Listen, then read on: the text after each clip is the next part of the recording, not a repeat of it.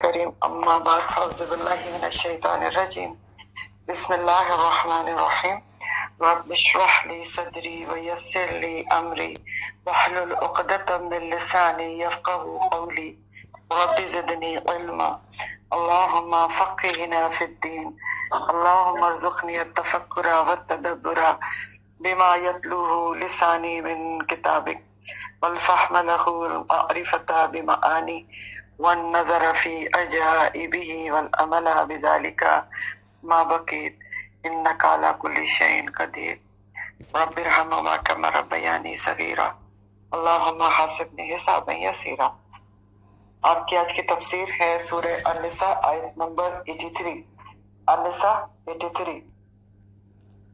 وَإِذَا اور جب جاءہم آ جاتے ہیں ان کے پاس امرن کوئی حکم یا کوئی معاملہ آ جاتا ہے ان کے پاس کوئی معاملہ من الامن امن میں سے اول خوفی یا خوف میں سے، تو کیا کرتے ہیں اذاؤ بھی وہ مشہور کر دیتے ہیں اس کو، پھیلا دیتے ہیں اس کو۔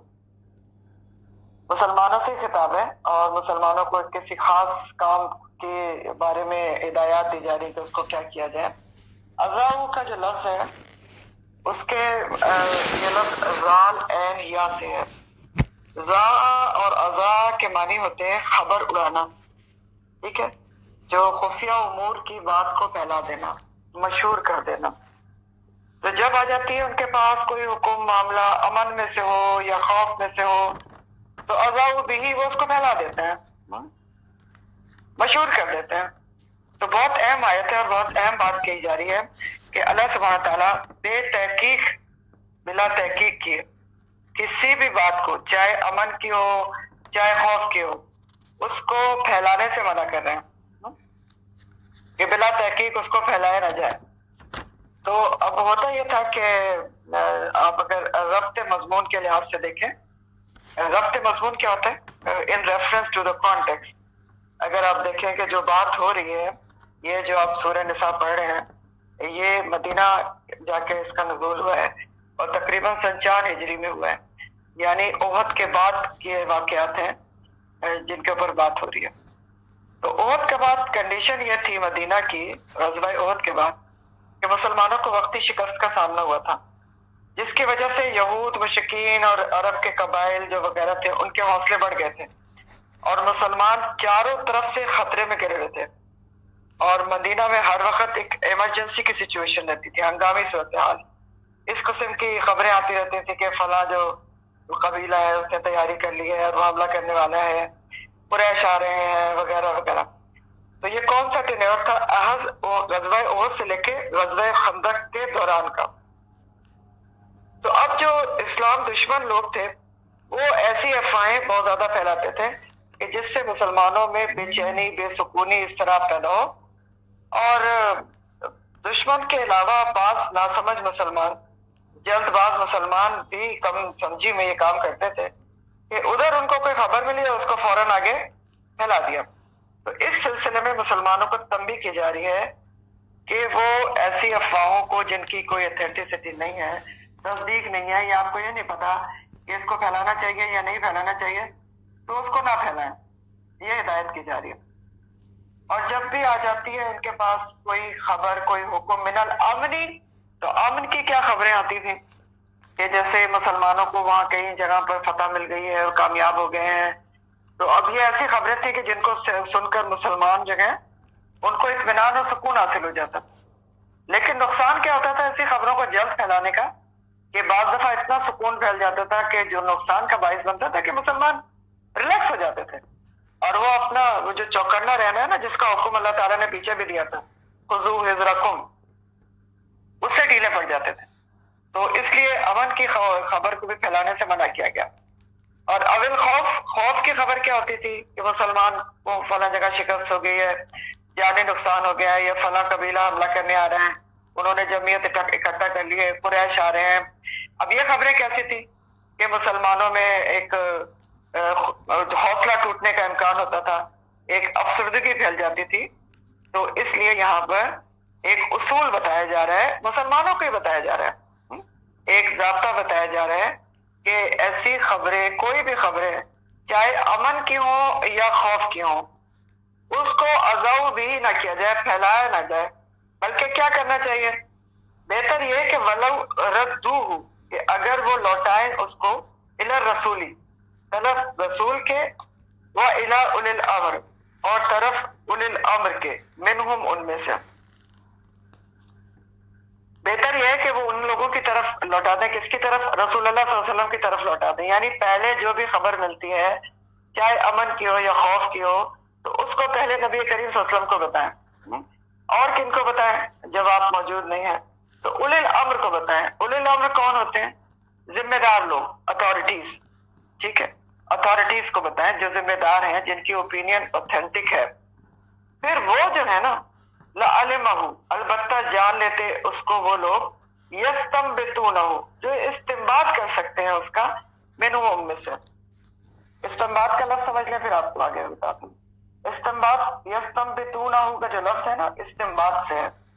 استنباط کا روٹ نبطہ ہوتا ہے، نون بے طا. نبطہ کے بنیادی معنی ہوتے ہیں کنویں سے پانی نکالنا. اب کنویں سے پانی آپ کیسے نکالتے ہیں؟ آپ کو بہت گہرائی میں جا کے پانی نکالنا. تو اسی طرح استنباط جو ہے، یہ ورڈ فقہ میں استعمال ہوتا ہے، اسلامی فقہ میں، استنباط اور اجتہاد. اور یہ کیا ہوتا ہے کہ یہ اول تو یہ علماء کا کام ہوتا ہے. تو اب دیکھیں یہاں بھی کیا جا رہا ہے کہ لوٹا دو اولی الامر کی طرف، جو جان سکتے ہیں، جو استنباط کر سکتے ہیں اس بات کا، بجائے اس کے کہ پہلے اس کو پھیلایا جائے. تو یہ علماء کا کام ہوتا ہے استنباط کرنا. اور استنباط یا اجتہاد کیا ہوتا ہے کہ علم کے مطابق کسی بات کی گہرائی میں جا کر اس کو اچھی طرح اس کے اوپر غور و فکر کر کے کسی چیز کا نتیجہ نکالنا، اصل مقصود اور مطلوب معلوم کرنا، صرف سطحی طور پہ نہیں. استنباط گہرائی میں ہوتا ہے. تو ہدایت یہ کی جا رہی ہے کہ آپ کو چاہے امن کی کوئی خبر ملتی ہے مسلمانوں، یا آپ کو خوف کی ملتی ہے، آپ اس کو خود سے اذاؤ بھی نہ کریں، پھیلائی نہ، اس کو تشہیر نہ کریں، بلکہ کیا کریں کہ اس کو رسول اللہ صلی اللہ علیہ وسلم کے پاس پہنچا دو، یا پھر ایسے لوگوں کے پاس پہنچا دو جو صاحب علم، صاحب امر ہیں، جو استنباط کرنے کی صلاحیت رکھتے ہیں. پھر وہ خبر کی گہرائی تک پہنچ کر، معاملے کی گہرائی تک پہنچ کر استنباط، اجتہاد کر کے فیصلہ کریں کہ یہ خبر ابھی بتانی ہے آگے یا نہیں بتانی. اتھارٹیز یہ فیصلہ کریں جو علم اور فہم رکھتی ہیں، ایک خبر کو ابھی عوام الناس میں بتانا ہے یا نہیں بتانا، اس کا مسلمانوں کو فائدہ ہوگا یا نقصان ہوگا، بتانا ہے تو کتنا بتانا ہے، کتنا نہیں بتانا، تاکہ بے چینی اور انتشار سے بچا جا سکے. تو یہ اصول عام حالات میں تو بہت فائدہ مند ہے ہی، لیکن خاص طور پر جنگی حالات میں بہت کارآمد ہوتا ہے، کیونکہ اس وقت مدینہ میں بھی جنگی حالات تھے نا، ایمرجنسی سچویشن تھی.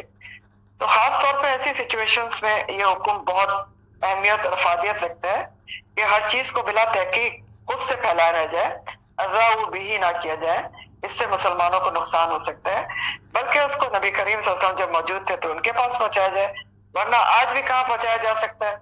جو اتھارٹیز ہیں، جو علماء الذین یستنبطونہ، جو استنباط کر سکتے ہیں، صاحب علم ہے، سوچ سکتے ہیں کہ اس خبر کو بتانا ہے یا نہیں بتانا. تو یہ بڑی سچویشنز ہیں، اور اسی سچویشن پہ ابھی اور بھی آیات ہیں آگے. تو عام حکم بھی ہے اس آیت کا کہ عام طور پہ بھی مسلمانوں کو جب کوئی بھی اجتماعی انٹرسٹ کی بات ان کو سنائی دے، کہیں سے کوئی خبر ملے، تو اس سنی سنائی بات کو بلا تحقیق کیے ہوئے، جو افواہ بھی ہو سکتی ہے، اس کو پھیلانا نہیں چاہیے کہ بس ادھر سے ادھر پھیلا دیے، اور اس کو جیسے آج کل بھی ہوتا ہے نا کہ بس فارورڈ کر دیا جاتا ہے. اس کی منادی کی جا رہی ہے کہ آپ ایسا نہ کریں، بلکہ اس جو بھی خبر ہے، امن کی ہے، خوف کی ہے، کامن جو اس کی گہرائی میں جا کر اس کا پتہ لگا سکتی ہے کہ اس خبر کا بھی کیا کرنا ہے، کتنا بتانا ہے، کتنا نہیں بتانا، اور پھر وہ فیصلہ کریں گی کہ اس کا کیا کرنا ہے. ورنہ اگر بلا کسی اتھارٹی تک پہنچائے ہوئے، جن کو سمجھ بوجھ ہے، اگر آپ خبر پھیلا دیں تو اس سے نقصان ہو سکتا ہے مسلمانوں کا. تو یہ تو اجتماعی انٹرسٹ کی بات ہے، اور عام کانٹیکس میں بھی یہ بات ہے کہ عام طور پر بھی ایسے کام نہیں کرنا چاہیے کہ جو ملکی انٹرسٹ میں ہو. کہیں سے آپ کو خبر ملی، آپ دوسروں کو بتانا شروع کر دیں کہ یہ ایسا ہو گیا اور وہ ایسا ہو گیا. نہیں، اتھارٹیز تک پہنچانا چاہیے. تو یہ تو ایک کلیکٹیو بات کی جا رہی ہے، لیکن انفرادی طور پر بھی انسان کے جھوٹا ہونے کے لیے یہ کہا کو تو قرآن کا پتہ ہی نہیں نا کہ قرآن میں کیا لکھا ہے. اب وہ جو عالم بتا دیتے ہیں اس کو، جو صحیح عالم نہیں ہوتا اس کو لوگ آپس میں ڈسکس کرتے ہیں کہ نہیں دیکھو فلاں عالم نے تو بتایا کہ دوپٹے کا تو کوئی ثبوت ہی نہیں ہے قرآن کے اندر. ایسا ہوا ہے آپ کو پتا ہے کچھ عرصہ پہلے کہ ایک عالم صاحب جو سو کالڈ عالم ہے، میں ان کو کہتا ہوں کیونکہ صحیح عالم یہ کہہ ہی نہیں سکتا نا. میں تو اپنے آپ کو عالم کہتی ہی نہیں، لیکن مجھے پتا ہے جنہوں نے پڑھا ہے میرے ساتھ پہلا کورس ان کو پتا ہے کہ دوپٹے کا حکم پورا سورہ نور میں موجود ہے، اور دوپٹہ اوڑھنے کا طریقہ تک بتایا گیا ہے کہ سر کے علاوہ سینے کو بھی کور کیا جائے گا. تو وہ جو بھی تھے ان کی زبان، انہوں نے ٹی وی پہ بیٹھ کے کہہ دیا کہ نہیں جی دوپٹہ تو کوئی ثبوت ہی نہیں ہے. اب لوگ جن کو دوپٹے پسند نہیں ہے وہ بڑے خوش ہوئے اور بڑا انہوں نے آپس میں ڈسکس کیا. تو یہ بھی چیزیں کیا ہوتی ہیں، عذاب بھی ہی ہوتی ہیں کہ آپ نے کسی سے سن لیا اور آپ آگے کہیں گے دیکھو فلاں تو عالم نے بتایا تھا کہ ایسا نہیں ہے. تو ایسا بھی نہیں کرنا چاہیے، ایسا بھی نہیں کرنا چاہیے. اور جب تک کوئی اللہ کا حکم یا دین کا حکم، کوئی آیت آپ کو مکمل طور پہ خود سے نہیں پتا، حکم بھی ہے بغیر مکمل علم کے، اس کو آگے نہ بیان کریں. کسی صحیح عالم سے پوچھیں، ٹیچر سے پوچھیں، کسی تفسیر سے کنفرم کریں، پھر اس کو آگے بتانا چاہیے. بغیر سوچے سمجھے ایسے بیکار کے جو فتوے دے دیتے ہیں لوگ، ان کو بھی عذاب بھی ہی نہیں کرنا چاہیے، ورنہ اس کا بھی کیا نقصان ہوگا سوچیں. اب میں نے یہ مثال آپ کو اتنی بڑی بتا دی کہ فرض کریں اس خبر کو اگر کوئی بھی پھیلانے میں حصے دار بنتا ہے کہ نہیں دیکھو وہ تو اتنے بڑے عالم ہیں، انہوں نے کہہ دیا کہ دوپٹے کا کوئی ثبوت ہی نہیں ہے. اب آپ نے آگے بتایا تو قرآن کا تو واضح حکم ہے، تو اب کیا ہوا؟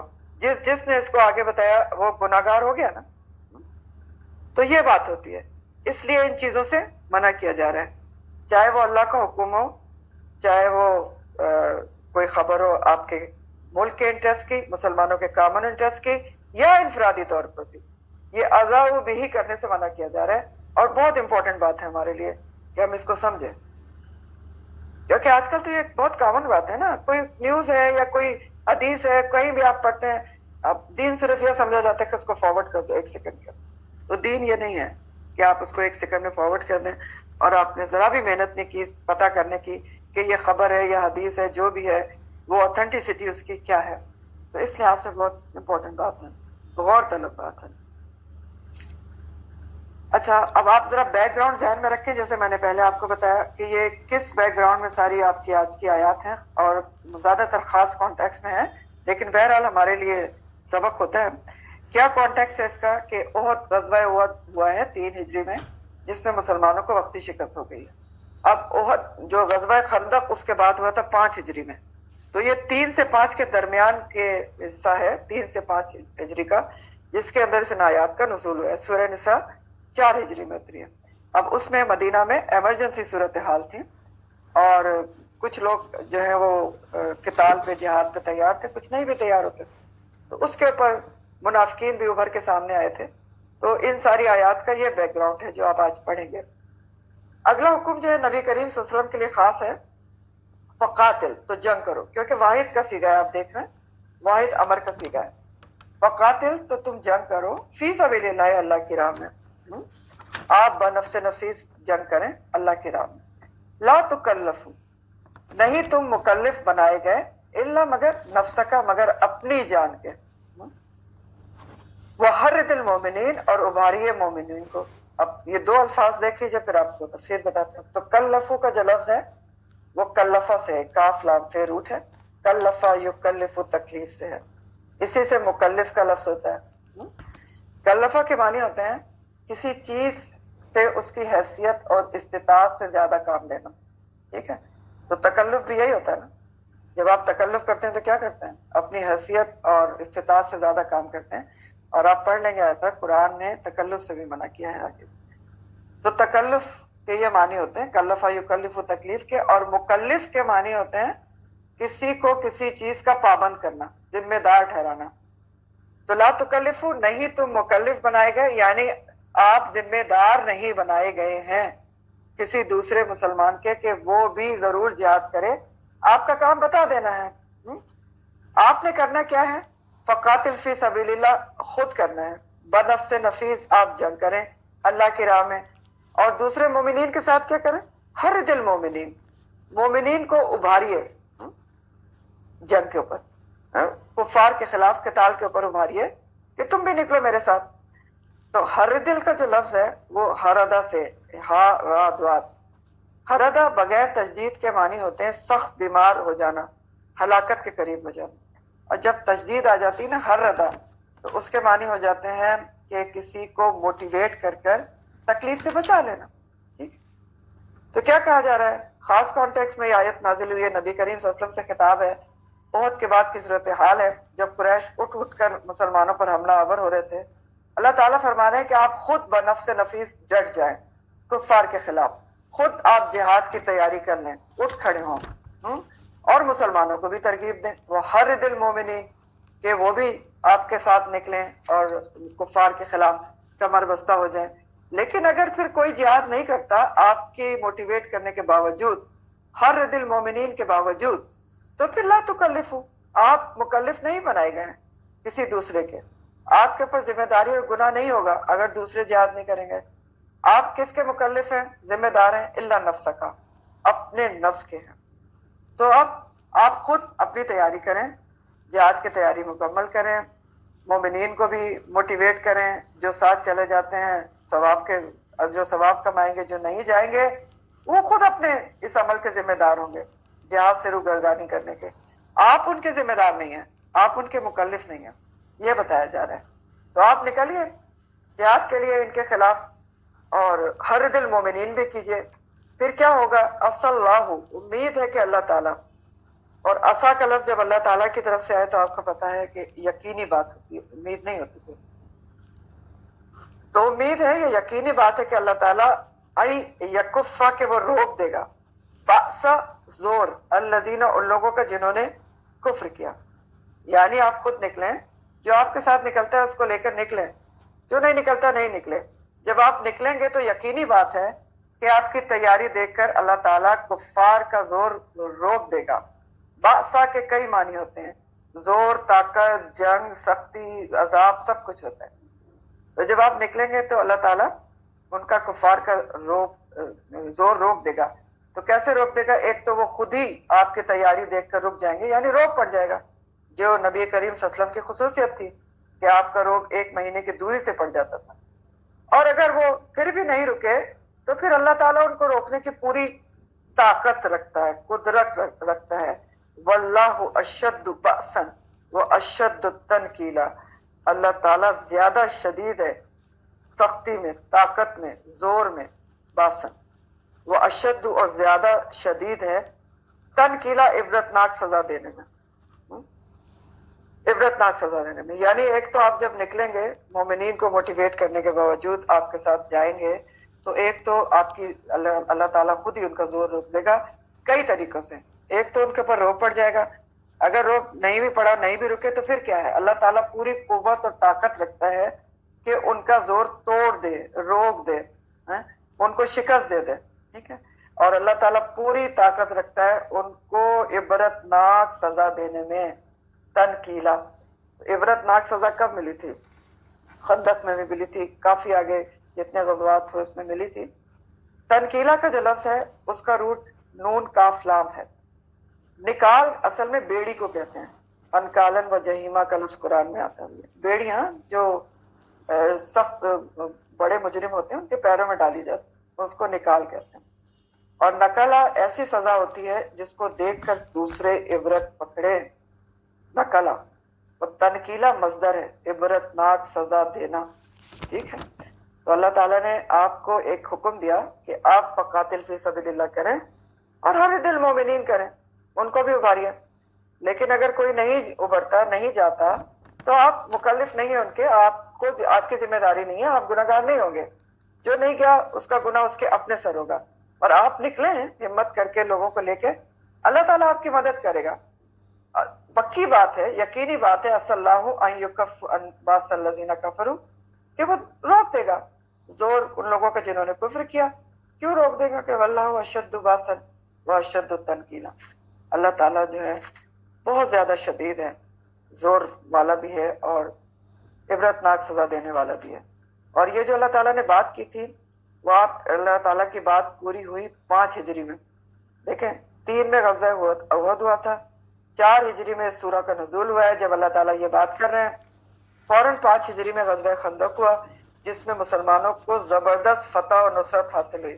اللہ تعالیٰ نے کہا تھا واللہ اشد باسن و اشد تنکیلا.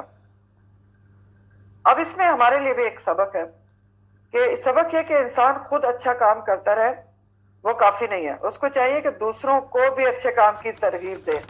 ہر دل مومنین بھی کرنا ضروری ہے, ٹھیک ہے نا, ہر دل مومنین کرنا بہت ضروری ہے. کیونکہ آپ قرآن میں دیکھتے ہیں کہ بہت جگہ مساکین کو کھانا کھلانے کے لیے اللہ تعالیٰ نے لفظ استعمال کیا ہے کہ وہ مومنوں کو مسکینوں کو کھانا کھلانے پہ موٹیویٹ نہیں کرتے تھے. یہ نہیں کہا گیا کہ وہ خود کھانا نہیں کھلاتے تھے. سورہ الماؤن میں بھی آتا ہے, سورہ الحاقہ میں بھی آتا ہے, معون اور الحاقہ, ولا یحض علی طعام المسکین, اور نہیں وہ موٹیویٹ کرتے تھے, ابھارتے تھے لوگوں کو مساکین کو کھانا کھلانے. تو بہت اہم بات ہے کہ لوگوں کو نیکی پر ابھارا جائے, صرف خود نہیں کی جائے نیکی, لوگوں کو ساتھ لے کر چلنا چاہیے. یہی تو ایک مسلمان کی خیر خواہی ہوتی ہے. یہ خیر خواہی نہیں ہوتی کہ صرف آپ خود نیکی کا کام کرتے رہیں اور دوسرے کو ساتھ نہ لے کر چلیں. ہر دل مومنین بھی بہت ضروری ہوتا ہے. وَلَا يَحُضُّ عَلَىٰ طَعَامِ الْمِسْكِينِ کو یہ ذہن میں رکھیں تو آپ کو یہ بات یاد رہے گی کہ دوسرے کو موٹیویٹ کرنا بھی اتنا ہی ضروری ہے جتنا خود نیکی کرنا ضروری ہوتا ہے. اور دوسری بات یہاں سے یہ پتہ چل رہی ہے کہ آپ دوسروں کو اچھے کام کی ترغیب دیتے ہیں, موٹیویٹ کرتے ہیں, لیکن پھر بھی اگر دوسرے نہیں کرتے, نہیں مانتے, تو پھر جل اڑ کر اپنی صلاحیتوں کو زنگ نہیں لگانا چاہیے, معاملہ اللہ پر چھوڑ دینا چاہیے. آپ کہنا اور بتانا, موٹیویٹ کرنا آپ کا فرض ہے. اگر کوئی نہیں کرتا تو آپ زبردستی نہیں کروا سکتے, اور آپ کسی کے مکلف بھی نہیں ہیں. لا تکلف الا نفسک, اور کسی نے اپنا جواب خود دینا ہے. تو یہ ساری باتیں یہیں سے پتہ چلی ہیں جو اگین بہت امپورٹنٹ ہے. پھر آگے اللہ تعالیٰ فرما رہے ہیں, اب اسی سلسلے میں آگے بات ہو رہی ہے. آپ دیکھیں کہ یہ اسی سے جڑی ہوئی بات ہے آگے جو کہی جا رہی ہے کہ ہر دل مومنین کو موٹیویٹ کرنا چاہیے نیک کاموں کو کر. تو اللہ تعالیٰ فرماتے ہیں میں یشفع, اور جو کوئی سفارش کرے گا, شفاعتاً حسنہ, سفارش اچھی سفارش کرے گا, یکن ہوگا لہو اس کے لیے نصیبن ایک حصہ, منہا اس میں سے. ٹھیک, سفارش کیا ہوتی ہے؟ شفاعتن. سفارش کا مطلب ہوتا ہے کسی کمزور کے ساتھ طاقت ملا کر اس کو مضبوط کرنا. ٹھیک ہے, تو ربط مضمون کے لحاظ سے اس کا کیا معنی ہے, یعنی کیا کنیکشن ہے پیچھے سے جو بات چل رہی ہے ڈائریکٹ کانٹیکسٹ میں. یعنی بات یہ ہے کہ جو کوئی مسلمانوں میں سے جب تم کو ترغیب دی جائے گی, ہر دل مومنین کیا جائے گا, اور کوئی کسی مسلمان کے موٹیویٹ کرنے سے جہاد کے لیے چلا گیا, تو جہاد فی سبیل اللہ اس نے کر لیا, تو اس کو تو اجر و ثواب ملے گا ہی. لیکن جس کی ترغیب دلانے سے وہ چلا گیا جہاد فی سبیل اللہ میں, ہر دل مومنین کرنے سے چلا گیا, تو پھر جس نے موٹیویٹ کیا تھا اس کو بھی اس کا اجر ملے گا. ڈائریکٹ کانٹیکس یہ ہے. اور وَمَن یشفع شفاعۃ سیئۃ, اور جو کوئی سفارش کرے گا بری, یکن لہو کفل, اس کے لیے بھی حصہ ہوگا منہا اس میں سے. اب پہلے ڈائریکٹ کانٹیکس آپ کو بتا رہا ہوں کہ اب کس نے بجائے مومنین کو اچھی سفارش کرنے کے کہ جہاد پہ چلو, بری سفارش کرتا ہے کہ نہ جاؤ, مارے جاؤ گے, متنفر کرتا ہے, روکتا ہے, ڈراتا ہے, سستی کرتا ہے, اور اس کی وجہ سے مسلمان جہاد سے رک گئے, تو اب کیا ہوگا؟ جو خود تو وہ رکا تو رکا, اس کے روکنے کی وجہ سے جو رک گیا وہ تو گناہگار ہوں گے, اس کو بھی اس عذاب اور سزا میں حصہ ہوگا. ٹھیک ہے, جس کی وجہ سے لوگ رک گئے. تو یہ تو ڈائریکٹ کانٹیکس ہے. لیکن عام کانٹیکس میں بھی اس آیت کا مضمون اور حکم کا اطلاق ہر کسی پر ہوتا ہے اور ہر زمانے میں ہوتا ہے. اطلاق کی انگلش ہوتی ہے امپلیمنٹیشن. ٹھیک ہے, تو عام کانٹیکس میں اس آیت کا مضمون اور حکم عام ہے, اور اس کا امپلیمنٹیشن جو ہے, امپلیمنٹ اس کا جو ہے ہر کسی کے اوپر ہوتا ہے. امپلیمنٹیشن ہر کسی پر اپلائی ہوتی ہے کہ جو کوئی بھی اچھی سفارش کرے گا اچھے کام کی, تو اس کو بھی اس میں سے حصہ ملے گا, اس کو بھی اجر و ثواب ملے گا. اور جو کوئی برائی کی کرے گا, سفارش کرے گا, تو اس کو بھی اس میں سے حصہ ملے گا. अच्छी सिफारिश कौन सी होती है वैसे? शफाअतन हसना कौन सी होती है कि काम भी अच्छा हो, मकसद भी अच्छा हो और सिफारिश करने का तरीका भी अच्छा हो। अमीर से आप गरीब की मदद करने की सिफारिश कर देते हैं, किसी गरीब की लड़की की शादी कराने की सिफारिश कर देते हैं, किसी को सदका खैरात करने की सिफारिश कर देते हैं। हाँ, ये सारी हैं। और सबसे बढ़कर आप अगर अपने लिहाज से सोचें तो अगर आप कुरान पढ़ने पढ़ाने के तरफ किसी को ले आते हैं, सिफारिश कर देते हैं, तो सबसे बड़ा नेकी का काम है।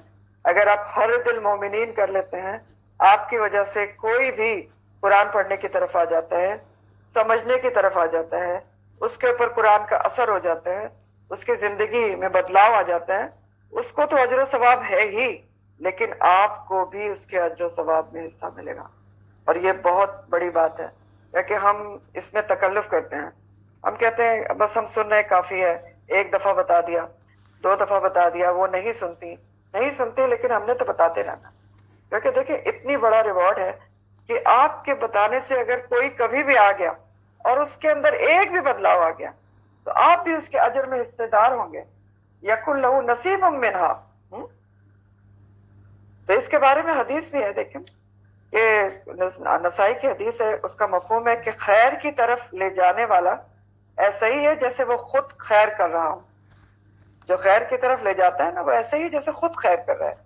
और एक और हदीस का मफहूम है जो आप पहले पढ़ चुके हैं, अभी मेरे सामने नहीं है, लेकिन मैं आपको मफहूम बता रही हूँ कि उसका मफहूम यही है कि जब कोई नेकी का काम करता है और उसको देखकर लोग नेक काम करते हैं तो उसको तो सवाब मिलता ही है, लेकिन जितने लोग उसको देखकर काम करेंगे उसका उनमें से भी अजर सवाब इसको पहुंचेगा, बगैर इसके कि उन लोगों के अजर सवाब में कमी की जाए। ठीक। और इसी तरह रिवर्स है कि जो कोई बुराई करता है उसको देख के लोग बुराई करते हैं, तो वो उन लोगों का जो बुराई कर रहे हैं उनको तो गुनाह और अजाब हो गई, इसका भी उसमें हिस्सा पड़ेगा, बगैर इसके कि उनके अजाब और सजा में कोई कमी की जाए। तो यही बात यहाँ पर कही जा रही है। और एक बहुत इंटरेस्टिंग बात है कि बात एक ही है, लेकिन हिस्से के लिए 2 मुख्तलिफ अल्फाज हैं। अब जरा ये तदब्बर है, रखिए कुरान के ऊपर। शफाअतुन हसना के साथ आया नसीबुन, एक हिस्सा होगा मिनहा उसमें से। तो नसीबुन कौन सा हिस्सा होता है? मुकर्रर हिस्सा, नसीब का हिस्सा, अच्छा हिस्सा, ठीक है, जो डेजिग्नेटेड हिस्सा।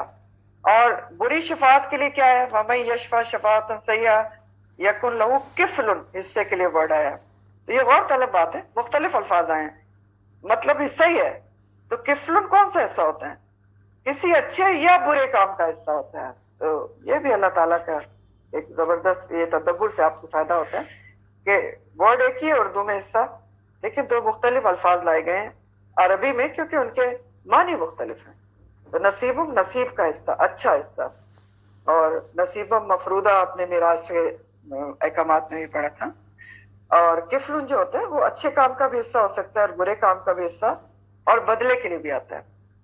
तो बहरहाल अच्छी सिफारिश करने वाले को उसका अजर मिलता है अच्छी सिफारिश करने का, और इत्तिबाए रसूल भी है अच्छी सिफारिश करना सल्लल्लाहु अलैहि वसल्लम हदीस के मुताबिक। मुस्लिम की हदीस का मफहूम है, सैयदना अबू मूसा अशअरी रिवायत करते हैं कि नबी करीम सल्लल्लाहु अलैहि वसल्लम के पास जब कोई आता था, साइल आता था, सवाल करने वाला, और किसी चीज का सवाल करता था, तो आप सहाबा से पहले फरमाते थे कि तुम इसकी सिफारिश करो तो इसका तुम्हें भी सवाब मिलेगा, और अल्लाह जो चाहता है उसे अपने नबी की जबानी जारी कर देता है या फैसला करवा देता है। अब देखें हदीस क्या बता रही है। नबी करीम सल्लल्लाहु अलैहि वसल्लम ने साइल को जो देना होता था वो देना ही होता था। यही तो वो कह रहे हैं कि अल्लाह जो चाहता है वो अपने नबी की जबानी उसका हुक्म जारी कर देता है। लेकिन आप सहाबा को कहते थे कि तुम उसकी सिफारिश करो, तो क्यों कहते थे? कि सहाबा अजर सवाब में शामिल हो जाए। ठीक है, तो अच्छी सिफारिश करना इत्तिबाए रसूल सल्लल्लाहु अलैहि वसल्लम भी है। तो शफाअतुन हसना तो मैंने आपको बता दी कि कौन कौन सी होती हैं। अब शफाअतुन सय्या क्या होती है, बुरी सिफारिश क्या होती है? तमाम अल्लाह की नाफरमानी के काम की, हराम कामों की सिफारिश करना इसी में शामिल है। खिलाफ शरीयत कामों की सिफारिश करना, मसलन चोर की कोई जाके सिफारिश करता है कि इसको छोड़ दो, और चोर छूट जाता है और फिर चोरियां करता है, तो जाहिर है उसको उसमें गुनाह मिलेगा ना, क्योंकि ये मुस्लिम की हदीस का मफहूम है। مسلم کی حدیث کا مفہوم ہے اگر کوئی شخص چور کی سفارش کر کے اسے چھڑواتا ہے اور پھر وہ چوریاں کرتا ہے تو سفارش کرنے والے کو بھی اس کے گناہ میں حصہ ملتا رہے گا. ٹھیک ہے. اور پھر اسی طرح کوئی بھی برا کام ہے اس کی سفارش ہو سکتی ہے. اب آپ کسی سے جا کے سفارش کرتے ہیں کہ فلاں میرے عزیز رشتہ دار کو جو ہے وہ پکچر ہاؤس کی زمین دے دیں یا وہاں پر اس کو زمین دے دیں وہ کوئی میوزیکل کانسرٹ کر لے, تو یہ سارے کیا حلال کام ہے حرام کام ہے؟ آپ کو پتہ ہے کہ میوزک دین میں اس کی کوئی گنجائش اور کوئی ہے ہی نہیں, حیثیت ہی نہیں ہے, حرام ہے. میوزک سننا سنانا اس کی سفارش کرنا اور بہت ساری اس کے اوپر حدیث ہیں, قرآن میں بھی آپ پڑھ لیں گے انشاءاللہ تعالیٰ. تو بری سفارش میں پھر بہت ساری مثالیں آپ کے پاس آ سکتی ہیں نا کہ آپ بری سفارش بہت ساری ہو سکتی ہیں کہ آپ کسی کے حرام کام کی سفارش کرتے ہیں کہ آپ حرام کام میں اس کی مدد کر دیں, تو پھر جب وہ برا کام ہوگا تو یہ بری سفارش کا جو کفلون ہے نا حصہ, اس میں اس کا بھی حصہ ہوگا جس نے سفارش کی ہے اس کی. تو علماء نے کچھ سفارش کرنے کے اچھی جو سفارش ہوتی ہے اس کے اصول اور شرائط بتائے ہیں. وہ کیا سفارش انہوں نے شرائط بتائی ہیں اچھی سفارش کی, اچھے کام کی. نمبر 1 شرط یہ بتائی گئی کہ اچھی سفارش کر کے انسان کو الگ ہونا چاہیے, الگ ہو جانا چاہیے. مطلب ایک دفعہ آپ ریکمینڈ کر دیں کہ یہ اچھا کام ہے آپ اس کے لیے اس کو کر لیں, پھر اس کے بعد دوسرے پر کسی قسم کا دباؤ نہیں ڈالنا چاہیے. ٹھیک ہے, دباؤ نہ ڈالیں, یہ منع ہے کہ عہدے کا دباؤ ڈالا جائے یا طاقت کا یا کسی اور چیز کا کہ میں تو تم سے اوپر ہوں اور میرا یہ عہدہ ہے تو تم نے یہ کام ضرور کرنا ہے, بے شک اچھا ہی کیوں نہ ہو. تو یہ منع ہے کیونکہ غلط طریقہ ہے نا. دباؤ میں اگر کوئی کام کرے گا تو پھر اس کی نیت خالص نہیں رہے گی نا. اس میں یہ لاجک ہے کہ علماء نے پہلی شرط یہ بتائی ہے کہ آپ اچھی سفارش کر کے الگ ہو جائیں, دوسرے پر کسی قسم کا دباؤ نہیں ڈالنا, نہ عہدے کا, نہ طاقت کا, نہ کسی اور چیز کا. دوسری بات یہ ہے کہ سفارش جو ہے اس پہ کسی قسم کا معاوضہ نہیں لینا چاہیے جس کی آپ سفارش کر رہے ہیں, نہ مالی نہ بدنی. اب مالی معاوضہ کیسے لیا جائے گا کہ آپ اس سے کہیں کہ اچھا تم مجھے اتنے پیسے دے دو, رشوت جس کو کہتے ہیں سیدھا کہ دے دو تو تمہارا کام ہو جائے گا, جو افسوس کے ساتھ بہت عام ہے کہ آپ کی فائل آگے چلی جائے گی, میں اس پہ جلدی سائن کرا دوں گا سفارش کر کے, لیکن مجھے آپ اتنے پیسے دیں. تو اب کیا ہے, ظاہر ہے آپ یہ نہیں کر سکتے کیونکہ الراشی والمرتشی, رشوت لینے اور دینے والا دونوں ہی گناہ گار ہوتے ہیں. تو یہ تو مالی معاوضہ ہے جو کسی کی سفارش پہ ہرگز بھی نہیں لیا جا سکتا.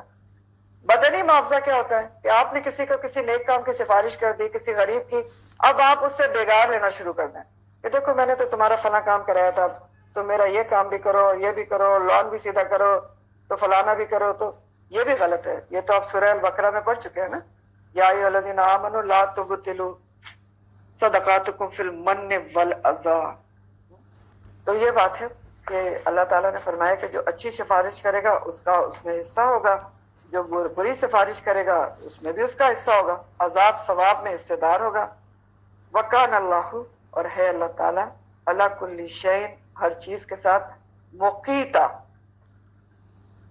حاضر, نگران, روزی تقسیم کرنے والا, قادر. مقیتا کے سارے معنی ہوتے ہیں. مقیتا کا روٹ قوت ہے, قاف واؤ, اور اسم فاعل واحد مذکر ہے.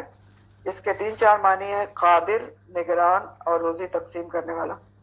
روزی تقسیم کرنے والا کیوں ہے؟ کیونکہ قوت کے معنی جو ہوتے ہیں وہ روزی کے بھی ہوتے ہیں. قرآن میں اس کا جمع اقواتها آیا ہے, تو قوت کے معنی یہ بھی ہوتے ہیں. تو اب اللہ تعالیٰ کیا کہہ رہے ہیں کہ وَكَانَ اللَّهُ عَلَى كُلِّ شَيْءٍ مُقِيتًا. کس بات کے بعد کہا جا رہا ہے کہ جو اچھی سفارش کرے گا تو اس کا حصہ ہے, جو بری سفارش کرے گا تو اس کا اس میں حصہ ہے. تو اللہ تعالیٰ نے کہا کہ وَكَانَ اللَّهُ عَلَى كُلِّ شَيْءٍ مُقِيتًا. تو اب اللہ تعالیٰ کے قادر ہونے کے معنی کے حساب سے دیکھیں مقیتا کے, تو اللہ تعالیٰ کیا کہہ رہے ہیں کہ اللہ تعالیٰ ہر سفارش کرنے والے کی جزا اور سزا دینے پر قادر ہے. اگر نگران کے معنی سے لے تو کیا کہا جا رہا ہے کہ اللہ تعالیٰ ہر چیز پر نگران ہے کہ کون کس نیت سے کس کی سفارش کر رہا ہے, اپنے فائدے کے لیے کر رہا ہے یا واقعی دوسرے کے فائدے کے لیے کر رہا ہے. اور روزی تقسیم کرنے والا ہے تو اس لحاظ سے یہ معنی بنتا ہے کہ جتنی روزی لکھی ہے کسی کی وہ تو اللہ تعالیٰ اس کو دے دیں گے, لیکن سفارش کرنے والے کی نیک نیتی کا, اچھی سفارش کرنے کا اس کو اجر ملے گا, جیسا کہ نبی کریم صلی اللہ علیہ وسلم کی حدیث سے آپ کو پتہ چلا. تو یہ سب اس کے اندر ہے. وَكَانَ اللَّهُ عَلَىٰ كُلِّ شَيْءٍ मुकीता। तो बात यह है कि देखिए नेकी के भी लेवल्स होते हैं ना नेकी करने के। एक लेवल क्या है कि इंसान खुद नेकी कर रहा है, दूसरा लेवल क्या है कि खुद नहीं कर रहा लेकिन नेकी की सिफारिश कर देता है किसी से, तीसरा लेवल क्या है कि खुद भी नेकी करता है और नेकी की सिफारिश भी करता रहता है। तो हाईएस्ट और पसंदीदा तरीन लेवल कौन सा है? तीसरा है कि इंसान खुद भी नेकी करे और दूसरों से भी नेकी करवाता रहे। तो ये है। तो बहरहाल नेकी की सिफारिश करने के ऊपर इंसान को हिस्सा मिलता है। और यहाँ से हमें यह भी पता चल रहा है कि इस्लाम हमें यह सिखाता है कि नेकी भलाई के कामों में एक दूसरे को, वही पीछे वाली बात, हर दिल मोमिनीन करना बहुत जरूरी है, तरगीब देना भी चाहिए, क्योंकि ये नेक नियति है। ये एक मोमिन की खुदगर्जी होती है कि वो सिर्फ खुद नेकी करता रहे और दूसरे को मोटिवेट ना करे, उसका ध्यान ना दिलाए। तो मोमिन तो नाम ही खैर ख्वाही का ना, अद्दीन और नसीहा है हमारा, खैर ख्वाही पर मबनी दीन है। तो चाहे छोटी नेकी हो या बड़ी नेकी हो, हमारा काम क्या है कि दूसरों को भी मोटिवेट जरूर करें कि आप भी इस नेकी के काम को करें। और जैसे कि कुरान में कई जगह मैंने आपको बताया कि अल्लाह ताला कहते हैं कि वो मिस्कीनों को खाना खिलाने पे मोटिवेट नहीं करते थे, बोला यहुद्दु अला तामल मिस्कीन, खुद की बात नहीं कि खुद नहीं खिलाते थे, मोटिवेट नहीं करते थे। तो फिर अच्छी सिफारिश और मोटिवेशन कितनी जरूरी है। अब सिफारिश के बाद सलाम का जिक्र है। सलाम जो आप करते हैं ना, और बहुत ही इंपॉर्टेंट आयत है जो आप पढ़ने जा रहे हैं। तो सलाम का जिक्र क्यों है? सिफारिश के जिक्र के बाद क्या कनेक्शन बनता है, ये भी तदब्बुर में शामिल होता है ना, कि आप एक आयत से दूसरे का कनेक्शन ढूंढें। क्योंकि देखें जब आप सलाम करते हैं ना, तो ये भी अल्लाह से सिफारिश होती है ना दूसरे की, दराजी उम्र की, सलामती की, कि वो सलामत रहे। तो अगला हुक्म है वाइज़ा, और जब हुई तुम, दुआ दिए जाओ तुम या सलाम किए जाओ तुम। आप इसको अंडर दूसरा मानी भी यहाँ पर लिख लें, सलाम किए जाओ तुम, क्योंकि यहाँ पर ये हुई तुम दुआ बमानी सलाम आ रही है। तो यानी सलाम भी क्या होता है? हयात की और सलामती की दुआ होती है ना। तो वाइज़ा हुई तुम, जब दुआ दिए जाओ तुम या सलाम किए जाओ तुम, बितहय्यतिन, जिंदगी की दुआ, सलाम करना, फहय्यु, तो तुम भी सलाम करो या तुम भी दुआ दो, भी आसना, ज्यादा अच्छे तरीके से, मिनहा, उससे, और रुद्दूहा, या लौटा दो उसको।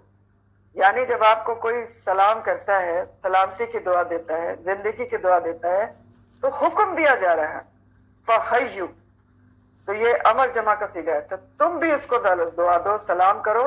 कैसे तरीके से? ज्यादा अच्छे तरीके से, और या कम से कम उतना उसको लौटा दो। तो आप क्या करें? उसको अच्छे तरीके से जवाब दें, आसान तरीके से, हाईएस्ट डिग्री पे अच्छे तरीके से, या कम से कम उतना लौटाएं जितना उसने सलाम किया है। अब हुई तुम और बितहय्यतिन फहय्यु, ये सारे अल्फाज का रूट हई है, हा या हय्या, और ये सारे अल्फाज जो है हय्या, युहय्यु और तहय्या से हैं।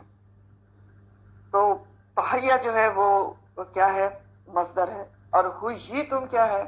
ये माजी मजूल का सीगा है, दुआ दिए जाओ तुम। और हय्यु क्या है? अमर जमा का सीगा है। ठीक।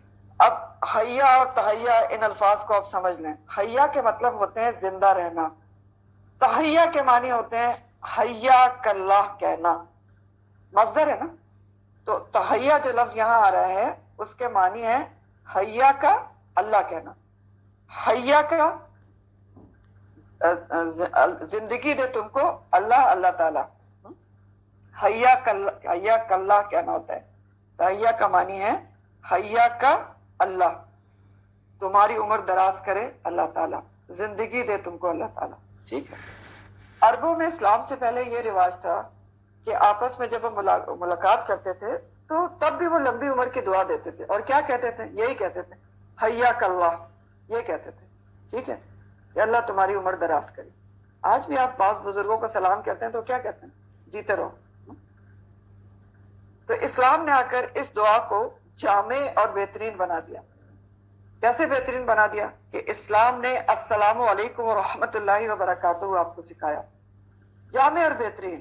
کیونکہ دیکھیں جب آپ السلام علیکم کرتے ہیں نا تو صرف آپ زندگی کی دعا نہیں دیتے, اس میں ہر قسم کی سلامتی آ جاتی ہے. السلام سلم سے ہے اور السلام اللہ سبحانہ تعالیٰ کا نام ہے سلامتی دینے والا. اور جب آپ السلام علیکم کہتے ہیں تو اس کا مطلب کیا ہوتا ہے؟ تم پر سلامتی ہو, السلام علیکم. اب اس میں ہر قسم کی سلامتی آ جاتی ہے. تمہاری عمر میں سلامتی ہو, عمر دراز ہو, دین کی سلامتی ہو, صحت کی سلامتی ہو, عافیت و خیریت, سبھی کچھ آ جاتے ہیں. تو اسلام نے اس کو جامع کر دیا. یہ غور طلب ہے کہ اگر تم کو کوئی سلامتی کی دعا دیتا ہے, سلام کرتا ہے تم کو, وَإِذَا حُيِّيتُم بِتَحِيَّةٍ, زندگی کی دعا دینا, سلام کرنا تو آرڈر ہے, امر جمع کا صیغہ ہے, تو فَحَيُّوا, تو تم بھی اس کو سلام کرو, سلامتی کی دعا دو اس سے بہتر طریقے سے, آسان طریقے سے, یا کم از کم اور ردوہا, اتنا ضرور لوٹا دو جتنا اس نے آپ کو دعا دی ہے یا سلام کیا ہے. ٹھیک ہے, تو اس آیت کی روح سے سلام کرنا اور خاص طور پر سلام کا جواب دینا واجب اور فرض ہے. لکھ لیں, اس آیت کی روح سے سلام کا خاص طور پہ جواب دینا, سلام کرنا بھی بہت اجر و ثواب کا باعث ہے, ابھی آپ کو میں حدیث بتاؤں گا, لیکن خاص طور پر جواب دینا اس آیت کی روح سے واجب اور فرض ہے. اگر کوئی انسان شرعی عذر کے بغیر کسی کے سلام کا جواب نہیں دیتا تو وہ گناہ گار ہوگا. اور شرعی عذر کیا ہے؟ کہ آپ نماز پڑھ رہے ہیں یا باتھ روم میں ہیں. اور کیوں گناہ گار ہوگا؟ کیونکہ وہ اللہ کے واضح حکم کی نافرمانی کر رہا ہے. ٹھیک ہے, کیونکہ اللہ تعالیٰ حکم دے رہے ہیں فَحَيُّوا بِأَحْسَنَ مِنْهَا أَوْ رُدُّوهَا, تو جواب تو ضرور دینا ہے, اور کم از کم اتنا جواب ضرور دینا ہے جتنا اس نے سلام کیا ہے. لیکن پھر آسان طریقہ کیا ہے؟ آسان طریقہ کیا ہے کہ آپ اس کو پورے اچھے طریقے سے جواب دیں. وَأَيُّوا بِأَحْسَنَ مِنْهَا, کیا ہے کہ آپ اس کو کہیں, چاہے اس نے السلام علیکم کہا ہے یا السلام علیکم ورحمۃ اللہ کا ہے. آسان طریقہ کیا ہے؟ وعلیکم السلام ورحمۃ اللہ وبرکاتہ. ٹھیک ہے, تو جتنا سلام کیا گیا اتنا ہی جواب دینا تو فرض اور واجب ہے. اور اگر آپ زیادہ اچھے طریقے سے, آسان طریقے سے دیں گے تو زیادہ اجر و ثواب ہے, مستحب ہے. تو آسان طریقہ جس کا ذکر یہاں کیا گیا ہے کہ فَحَيُّوا بِأَحْسَنَ مِنْهَا, وہ کیا ہے؟ اس میں اور بھی چیزیں کاؤنٹ کرتے ہیں. سب سے پہلے تو آپ سلام کا جواب خوش اخلاقی سے دیں, مسکرا کے دیں, سلام کو پوری روح کے ساتھ کریں اور پوری روح کے ساتھ جواب دیں, معنی سمجھ کر دل سے کہ میں اس کو سلامتی کی دعا دے رہی ہوں. پھر ایک بہت امپورٹنٹ ترین بات ہے صحیح تلفظ کے ساتھ سلام کرنا اور سلام کا جواب دینا. یہ بہت ہی امپورٹنٹ بات ہے, کیونکہ افسوس اور دکھ کے ساتھ آپ نوٹ کریں 99.9% لوگ کہتے ہیں آج کل السلام علیکم. ٹھیک, السلام علیکم. السلام علیکم کا مطلب آپ کو پتا ہے؟ ساما کا مطلب ہوتا ہے موت, اور السلام علیکم کا مطلب ہے تم پر موت ہو. السلام علیکم عام ایک طریقہ ہے, کیونکہ ہمیں پتہ ہی نہیں. خدا را کریکشن کریں اور اپنے آس پاس کے لوگوں کی کریکشن کریں. ساما کا مطلب ہے موت, اور وہ جو حدیث ہے نا کہ کلونجی کھانا جو ہے موت کے علاوہ ہر کسی کا مرض کا علاج ہے, اس میں ساما کا ہی لفظ آیا ہے کہ نبی کریم صلی اللہ علیہ وسلم نے فرمایا کہ کلونجی سام کے علاوہ ہر کسی مرض کا علاج ہے.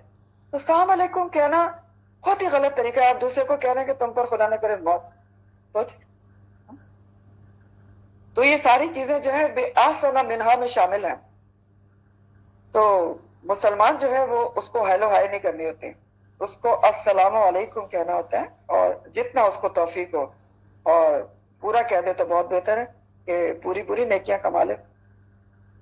اللہ تعالیٰ فرماتے ہیں کہ ان اللہ علی کل شیء حسیبہ, اور بے شک اللہ تعالیٰ ہے علی کل شیء, ہر چیز کے اوپر حساب لینے والا. اب بہت غور طلب ہے اللہ تعالیٰ کی یہ صفت یہاں کیوں لائی گئی ہے. سلام کا حکم دیا گیا ہے, اچھے طریقے سے جواب دو, احسن منہا, یا کم از کم لوٹاؤ. پھر اللہ تعالیٰ نے کہا ہے کہ اللہ تعالیٰ حساب لینے والا ہے. اس سلام کے ساتھ یہ صفت آئی ہے, یعنی جس طرح اللہ تعالیٰ اور چیزوں کا حساب لے گا اسی طرح اللہ تعالیٰ سلام کا بھی حساب لیں گے. کیا حساب لیں گے؟ کہ تم نے کس طرح سلام کیا تھا, کس نے اپنی زندگی میں کتنی کثرت سے سلام کو عام کیا. نبی کریم صلی اللہ علیہ وسلم کے حکم کے مطابق کہ افشوا السلام بینکم، کون اس انتظار میں ہی رہا کہ اگلا مجھے سلام کرے، اسی زوم میں رہا کہ میں بڑی ہوں اور عہدے میں بڑی ہوں، یا نوکر ہے میں مالک ہوں؟ آپ کو پتا نبی کریم صلی اللہ علیہ وسلم نے کبھی کسی کو موقع ہی نہیں دیا اپنی زندگی میں کہ وہ سلام میں پہل کرے. کس نے کس نیت سے سلام کیا، کس انداز سے سلام کیا، یہ سب کا حساب لے گا اللہ تعالیٰ. سر ہلا دیا، صرف ہاتھ سے جواب دے دیا، یہ سب چیزیں، ٹھیک ہے، کون پورا سلام کر رہا ہے، کون صحیح تلفظ سے کر رہا ہے، یہ سب چیز کی اللہ تعالیٰ نگرانی کر رہے ہیں.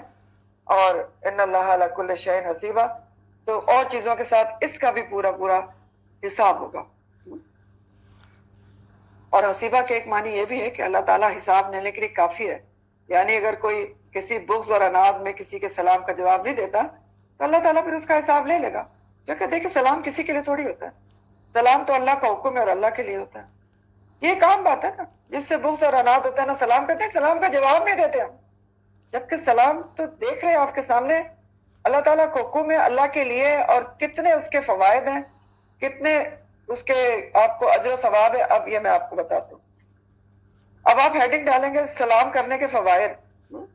سلام کرنے کے فوائد، نمبر 1، شرعی نقطہ نظر سے آپس میں سلام کرنا نہایت پسندیدہ عمل ہے، کیونکہ سلام کرنے سے آپس میں محبت اور اخوت پیدا ہوتی ہے. تو آپس میں محبت پیدا کرنے کے لیے بہترین ہے. یہ سب حدیث کے مطابق ہے، اور ایلیمنٹ حدیث بھی ابھی آپ کو بتاؤں گی، پہلے آپ پوائنٹس لکھ لیں. نمبر 2، سلام قرب الہی کا ذریعہ ہے حدیث کے مطابق. اب اس کی تو حدیث میں آپ کو بتا دیتی ہوں، یہ سامنے ہی ہے. قرب الہی کا ذریعہ کیسے ہے؟ ابو داؤد کی حدیث کا مفہوم ہے، آپ صلی اللہ علیہ وسلم نے فرمایا لوگوں میں اللہ سے زیادہ قریب وہ ہے جو ان میں سے پہلے سلام کرنے والا ہے. پہلے سلام کرنے والا وہ اللہ سے قریب ہے، ٹھیک ہے. نمبر 3، جنت میں لے جانے والا عمل ہے سلام حدیث کے مطابق. ابھی حدیث بتاتی ہوں. پھر سلام اہل جنت کا شعار ہے قرآن و حدیث کے مطابق. جنتی ایک دوسرے کو سلام کریں گے، فرشتے ان کو سلام کریں گے. سورہ یونس آیت نمبر 10 میں آتے ہیں. سورہ یونس آیت نمبر 10 ہے، وَتَحِيَّتُهُمْ فِيهَا سَلَامٌ وَآخِرُ دَعْوَاهُمْ أَنِ الْحَمْدُ لِلَّهِ رَبِّ الْعَالَمِينَ. کیا ہوگا؟ جنتیوں کے بارے میں کہا گیا کہ تحیہ ان کا، اس میں دعا ان کی سلام ہوگی، اور جب وہ جدا ہوں گے تو آخری پکار ان کی کیا ہوگی؟ جدائی کے وقت کیا کہیں گے؟ رخصتی کے وقت ان الحمد للہ رب العالمین، ہاں کہ شکر ہے اللہ رب العالمین کا. پھر چوتھا پوائنٹ یہ ہے کہ سلام شعائر اللہ میں سے، شعائر اللہ کی نشانیوں میں سے ہے. اگلا پوائنٹ یہ ہے کہ آپ دیکھیں سلام کرنے سے، خاص طور پر سلام میں پہل کرنے سے سنت رسول پر عمل ہوتا ہے. کیونکہ میں نے ابھی آپ کو بتایا کہ آپ صلی اللہ علیہ وسلم نے اپنی زندگی میں کبھی ایک سنگل ٹائم بھی یہ نوبت ہی نہیں آنے دی کہ آپ کو کوئی پہلے سلام کرے. آپ ہمیشہ پہلے سلام کرتے تھے. پھر سلام کرنے سے تکبر کی نفی ہوتی ہے، عاجزی آتی ہے. انسان کے اندر تکبر کی نفی ہوتی ہے نا. یہ بھی تو تکبر ہوتا ہے کہ میں کیوں کروں، پہلے وہ کرے، پہلے وہ کرے، میرا عہدہ بڑا ہے، میں زیادہ ہوں، میں عمر میں بڑی ہوں، فلانی ہے. آپ تو بچوں کو بھی سلام کیا کرتے تھے. تو تکبر کی نفی ہوتی ہے اور انسان کے اندر عاجزی آتی ہے. تعلقات اگلا پوائنٹ ہے میں بہتری آتی ہے، دل نرم ہوتے ہیں، نفرتیں مٹتی ہیں. دل میں پیدا ہونے والی قدورتوں کو سلام کرنا دور کرتا ہے، بہترین ذریعہ ہے نا. آپ دیکھیں گھر میں ہی کسی کی آپ کے ساتھ چپخلش ہو جاتی ہے، کھٹپٹ ہو جاتی ہے، بول چال بند ہو جاتی ہے.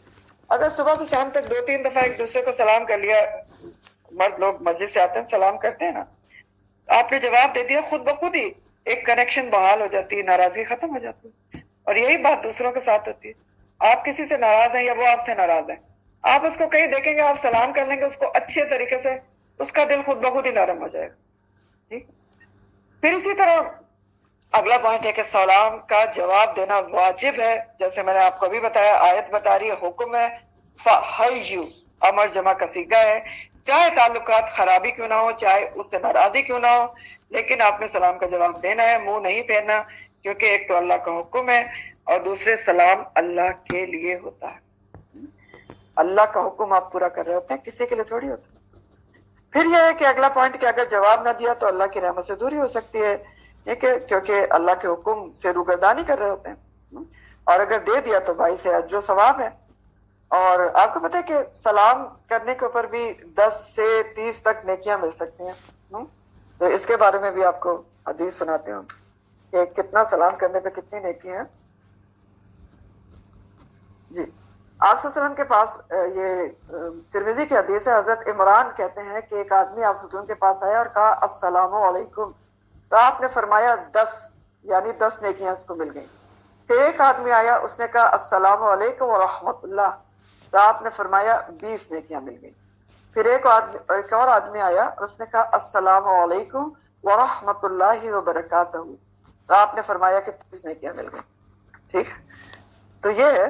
اب بتائیں اتنے آسان سے طریقے سے اتنی نیکیاں ہیں اور ہمارے منہ سے سلام ہی نہیں نکل رہا ہوتا، سلام نکل رہا ہوتا تو جواب نہیں نکل رہا ہوتا، پتہ نہیں کتنے ہماری ناک اور ہمارے کیا کیا چیزیں آ رہی ہوتی ہیں۔ ٹھیک ہے، تو آپ دیکھیں یہ بہت توجہ طلب آیت ہے۔ تو بہرحال سلام ایسی زبردست چیز ہے کہ جنتیوں کا طریقہ ہے نا، اور جنتیوں کو اللہ کا سلام آئے گا، سلام قولا من رب الرحیم، کتنی زبردست چیز ہے، سیکھیں نا، سلام قولا من رب الرحیم، رب کی طرف سے سلام آئے گا۔ فرشتے آتے جاتے جنتیوں کو سلام کرتے ہیں، یدخلون من کل باب سلام علیکم طبتم علیکم، مبارک ہو تم کو۔ فرشتے آتے جاتے جنتیوں کو سلام کریں گے۔ سورہ الواقعہ میں آتا ہے، واقعہ میں وَأَمَّا إِن كَانَ مِنْ أَصْحَابِ الْيَمِينِ فَسَلَامٌ لَكَ مِنْ أَصْحَابِ الْيَمِينِ، اللہ تعالیٰ کہتے ہیں کہ اگر مرنے والا اصحاب الیمین میں سے ہوا، نارمل نیکوکار لوگوں میں سے ہوا، تو فرشتے آتے ہی اس کو سلام کریں گے، سلامتی بھیجیں گے اس کے اوپر۔ فرشتے سلامتی اگر بھیج دیں تو انسان کو اور کیا چاہیے؟ تو سلام اتنی زبردست چیز ہے۔ اسی طرح سورہ الزمر میں آتا ہے، سورہ الزمر آیت نمبر 73 ہے، زمر 73، وَسِيقَ الَّذِينَ اتَّقَوْا رَبُّهُمْ إِلَى الْجَنَّةِ زُمَرًا، اور لے جائے جائیں گے وہ لوگ جنہوں نے تقوی اختیار کیا جنت کی طرف گروہ در گروہ، حتی اذا جاؤوها وفتحت ابوابها، یہاں تک کہ وہ پہنچ جائیں گے اس کے پاس، کس کے پاس؟ جنت کے پاس، اور کھول دیے جائیں گے ان کے لیے جنت کے دروازے، اللہم اجعلنا منہم۔ تو قال لہم خزنتها، تو کہیں گے ان کے لیے جنت کے دروغہ، کیا کہیں گے؟ سلام علیکم طبتم فادخلوها خالدین، سلام علیکم، مبارک ہو تم کو، داخل ہو جاؤ جنت میں ہمیشہ رہنے کے لیے۔ تو یہ ہے سلام کی اہمیت اور یہ اس کی افادیت۔ پھر اور حدیث ہے سلام کے بارے میں، ابو داؤد کی حدیث کا مفہوم ہے، بلکہ مسلم میں بھی ہے کہ نبی کریم صلی اللہ علیہ وسلم نے فرمایا تم جنت میں داخل نہیں ہو سکتے جب تک ایمان نہ لاؤ۔ نمبر 1، جنت میں داخل نہیں ہو سکتے جب تک ایمان نہ لاؤ۔ پھر فرمایا تم مومن نہیں ہو سکتے جب تک آپس میں محبت نہ کرو۔ پھر فرمایا کیا میں تمہیں ایسی چیز نہ بتاؤں جس سے آپس میں محبت پیدا ہو؟ تو وہ کیا چیز ہے؟ آپ نے فرمایا افشوا السلام بینکم، آپس میں سلام کو پھیلاؤ، عام کرو۔ افشو کا مطلب ہوتا ہے پھیلانا، تو اس حدیث کے مطابق سلام کرنا مومن ہونے کی علامت ہے، کسی سے محبت کرنے کی علامت ہے اور جنت میں جانے کا ذریعہ ہے۔ پھر اسی طرح مسلم کی حدیث ہے، صحابہ نے پوچھا یا رسول اللہ صلی اللہ علیہ وسلم ہمیں جنت میں جانے والا کوئی عمل بتائیں، تو آپ نے 4 عمل بتائے۔ سب سے پہلا آپ نے فرمایا افشوا السلام بینکم، سلام کو آپس میں پھیلاؤ۔ دوسرا آپ نے بتایا لوگوں کو کھانا کھلاؤ، یہ بھی بہت اجر کا کام ہوتا ہے۔ نمبر 3 آپ نے کہا رشتوں کو جوڑو، صلہ رحمی۔ اور نمبر 4 آپ نے کہا کہ جب سب سو رہے ہوں تو نماز پڑھو، تہجد یا فجر، تو تم سلامتی کے ساتھ جنت میں داخل ہو جاؤ۔ 4 چیزیں جو کوئی اتنی مشکل نہیں ہے، لیکن ہم اس کو پتہ نہیں کہ مشکل سمجھتے ہیں، سلام کرنا، جواب دینا ہی مشکل سمجھتے ہیں، اور جنت میں جانے والا کام ہے۔ دوسرا آپ دیکھیں کھانا کھلانا ہے لوگوں کو، غریبوں کو، جہاں بھی موقع ملے، رشتوں کو جوڑنا، صلہ رحمی، اور جب سب سو رہے ہوں تو نماز پڑھنا، تو سلامتی سے جنت میں داخل ہو جاؤ۔ ابن ماجہ کی حدیث میں آتا ہے کہ بہت بڑا بخیل ہے وہ جو سلام کا جواب نہ دے، بخیل کہا گیا اس کو۔ پھر اسی طرح ترمذی کی حدیث مفہوم کے مطابق فرشتے تعجب کرتے ہیں اس مومن کے اوپر کہ جب وہ آپس میں ملیں اور سلام نہ کریں، تو اس کے بارے میں بھی آپ کو حدیث میں بتاتی ہوں۔ جی یہ بھی حدیث کس کی ہے؟ بخاری کی حدیث ہے۔ نبی کریم صلی اللہ علیہ وسلم نے فرمایا جب تم میں سے کوئی اپنے بھائی کو ملے تو اسے سلام کہے، پھر اگر ان دونوں کے درمیان کوئی درخت، دیوار یا پتھر آ جائے، یعنی چل رہے ہیں آپس میں یا آپس میں کوئی اٹھ کے چلا جاتا ہے آپ بات کرتے کرتے، واش روم چلے جاتے ہیں یا وہاں سے واپس آتے ہیں، کسی کام سے جاتے ہیں، تو آ کے آپ اس کو سلام کریں۔ حدیث کے الفاظ بہرحال یہ ہیں کہ اگر ان دونوں کے درمیان کوئی درخت، دیوار یا پتھر آ جائے، وہ پھر اس سے ملاقات کرے تو پھر سلام کہے۔ اور آپ نے فرمایا چھوٹا بڑے کو سلام کرے، چلنے والا بیٹھے ہوئے کو سلام کرے، تھوڑے آدمی زیادہ کو سلام کرے، سوار پیدل چلنے والے کو سلام کرے، اور چلنے والا کھڑے کو سلام کرے۔ یہ بخاری کی حدیث ہے، ٹھیک ہے۔ پھر آپ صلی اللہ علیہ وسلم نے فرمایا جب کوئی مجلس میں آئے تو سلام کہے، اور جب جائے تب بھی سلام کہے۔ اور اگلی حدیث ہے کہ ہاں یہ تو ایک ہی مسلم کی حدیث ہے یہ، کہ جس کے مطابق مسلمان کے مسلمان پر 5 حقوق ہیں: سلام کا جواب دینا، مریض کی عیادت کرنا، جنازے کے ساتھ جانا مردوں کے لیے، دعوت قبول کرنا، اور چھینک کا جواب دینا، یرحمک اللہ کہنا۔ سلام میں پہل کرنے کی، پورے طریقے سے کرنے کی، آسان طریقے سے سلام کرنے کی، صحیح تلفظ کے ساتھ سلام کرنے کی، اور جواب بھی آسان طریقے سے دیں، پورے طریقے سے۔ اور یہ جو پہل کرنے والی بات ہے نا، وہ صرف مسلمانوں کے لیے، یہ بھی ایک پوائنٹ نوٹ کر لیں۔ غیر مسلموں سے سلام کرنے میں پہل نہیں کرنا چاہیے، اور غیر مسلموں کے ساتھ جتنا وہ کہیں اتنا آپ کو جواب دینا ہے، یا وہ جتنا بھی کہیں اس کے جواب میں آپ نے صرف وعلیکم کہنا ہے۔ یہ حدیث سے ثابت ہے، یہ میں آپ کو حدیث بتا دیتا ہوں۔ غیر مسلم کو آپ نے سلام میں پہل نہیں کرنی، اگر وہ کرے گا تو آپ نے وعلیکم صرف کہنا ہے۔ اس کے بارے میں حدیث ہیں، مسلم کی حدیث ہے، آپ صلی اللہ علیہ وسلم نے فرمایا یہودیوں اور عیسائیوں کو پہلے سلام نہ کہو۔ پھر اسی طرح ایک بخاری کی حدیث ہے، حضرت عائشہ فرماتی ہیں کہ چند یہودی آپ کے پاس آئے اور انہوں نے آ کے کہا السلام علیکہ، السلام علیکہ یعنی تجھے موت ہے خدا نہ کر۔ وہ کہتی ہے کہ میں سمجھ گئی کہ وہ کیا کہہ رہے ہیں، تو میں نے فٹ ان کو کہہ دیا کہ علیکم السلام واللعنہ، ٹھیک ہے۔ ان کو غصہ آ گیا، انہوں نے کہا تم پر بھی موت ہو، لعنت ہو۔ تو آپ صلی اللہ علیہ وسلم نے فرمایا ٹھہرو عائشہ، اللہ ہر کام میں نرمی کو پسند فرماتا ہے۔ میں نے جواب دیا رسول اللہ صلی اللہ علیہ وسلم آپ نے سنا نہیں وہ کیا کہہ رہے ہیں؟ تو آپ نے فرمایا کہ میں نے وعلیکم تو کہہ دیا تھا، یعنی وعلیکم کہہ دیا تھا، تو وہ تو بات لوٹ گئی کہ تم پر بھی، تو تمہیں کیا ضرورت تھی کہ تم اتنا کچھ کہتے۔ تو بہرحال پوائنٹ یہ ہے کہ غیر مسلم کو پہل نہیں کرنی، اور جتنا جو بھی وہ کہتے ہیں آپ واپسی میں کیا کہیں گے، وعلیکم، ٹھیک ہے۔ پھر ایک اور بات یہ ہے کہ یہاں پر ہوئی تم اور تحیہ کا لفظ آیا ہے، تو سلام کے علاوہ تحیہ کے معنی میں تحفے کی بات بھی آتی ہے، اور کسی خوشی کے موقع پر کسی کو مبارکباد دینا، دعا دینا بھی اس حکم میں شامل ہے، ٹھیک ہے۔ کسی کو مبارکباد کی دعا دینا، یعنی کسی کو کوئی خوشی ملی ہے، کوئی اس کو نعمت ملی ہے، تو آپ اس کو کیا کہیں؟ آپ اس کو کہیں بارک اللہ، اور پھر آپ جواب کیسے دیں گے؟ آسان طریقے سے خیر مبارک کہہ کے۔ تو یہ بھی اس حکم میں شامل ہے کہ آپ نے اس کو بھی دعا دینی ہے، اور یہ بھی اس میں شامل ہے کہ تحیہ کا معنی تحفہ بھی ہوتا ہے، تو اس حکم میں یہ بھی شامل ہے کہ کوئی آپ کو تحفہ دیتا ہے کسی موقع پر، تو کسی اچھے موقع کی مناسبت سے آپ بھی اس کو اچھا تحفہ دیں، آسن و منہا بھی دے سکتے ہیں یا ویسا بھی دے سکتے ہیں، خلوص نیت کے ساتھ بہترین تحفہ بھی دے سکتے ہیں، اور اتنا اس لیول کا بھی دے سکتے ہیں جتنا اس نے تحفہ دیا ہے۔ اور قیمت، تحفہ جو ہوتا ہے اس کا بہترین ہونا کیسے پتہ چلتا ہے؟ قیمت نہیں کاؤنٹ کرتی کہ وہ ایکسپینسو ہے، نہیں، تحفہ بہترین وہ ہوتا ہے جو محبت اور خلوص کے ساتھ دیا جائے، اور یوٹیلیٹی کے لحاظ سے بہتر ہو، یعنی اس کی یوٹیلیٹی ہو۔ بعض لوگ ایسی چیزیں دیتے ہیں نا کہ آپ کے کسی کام کی نہیں ہوتی، تو تحفہ دینے میں قیمت کو نہ دیکھا کریں، اس کو محنت، محبت، خلوص، یوٹیلیٹی اس لحاظ سے دینا چاہیے۔ اور تو یعنی یہ جو میں نے آپ کو پوائنٹ بتایا وہ یہ پوائنٹ ہے کہ سلام کا جواب اور دینے کے علاوہ یہ جو آیت ہے اس کے الفاظ دعا یا تحفے کے جواب کے لیے بھی آتے ہیں، کہ تحفہ، دعا جب آپ کو کوئی دیتا ہے، آپ کو مبارکباد دیتا ہے، تب بھی آپ اچھے الفاظ سے اس کو جواب دیں، جزاک اللہ خیرن کثیرہ کہیں، اور تحفے کے جواب میں بھی اس طرح کے جواب دیں، جزاک اللہ خیرن کثیرہ۔ تو اگر کوئی تحفہ نہیں دے سکتا تو اچھی دعائیں دینا بھی بہترین تحفہ ہے اس کے لیے۔ پھر اللہ تعالیٰ فرماتے ہیں اسی آیت میں کہ اللہ لا الہ الا ہو، نہیں کوئی اللہ جو ہے وہ واحد الہ ہے، نہیں کوئی الہ اس کے سوا. اللہ تعالیٰ کی وحدانیت کا اعلان ہے. اللہ اللہ تعالیٰ ہے صرف، لا الہ نہیں کوئی الہ، الا مگر وہی ہے. تو اللہ سبحانہ تعالیٰ واحد معبود ہے جس کی عبادت کی جائے.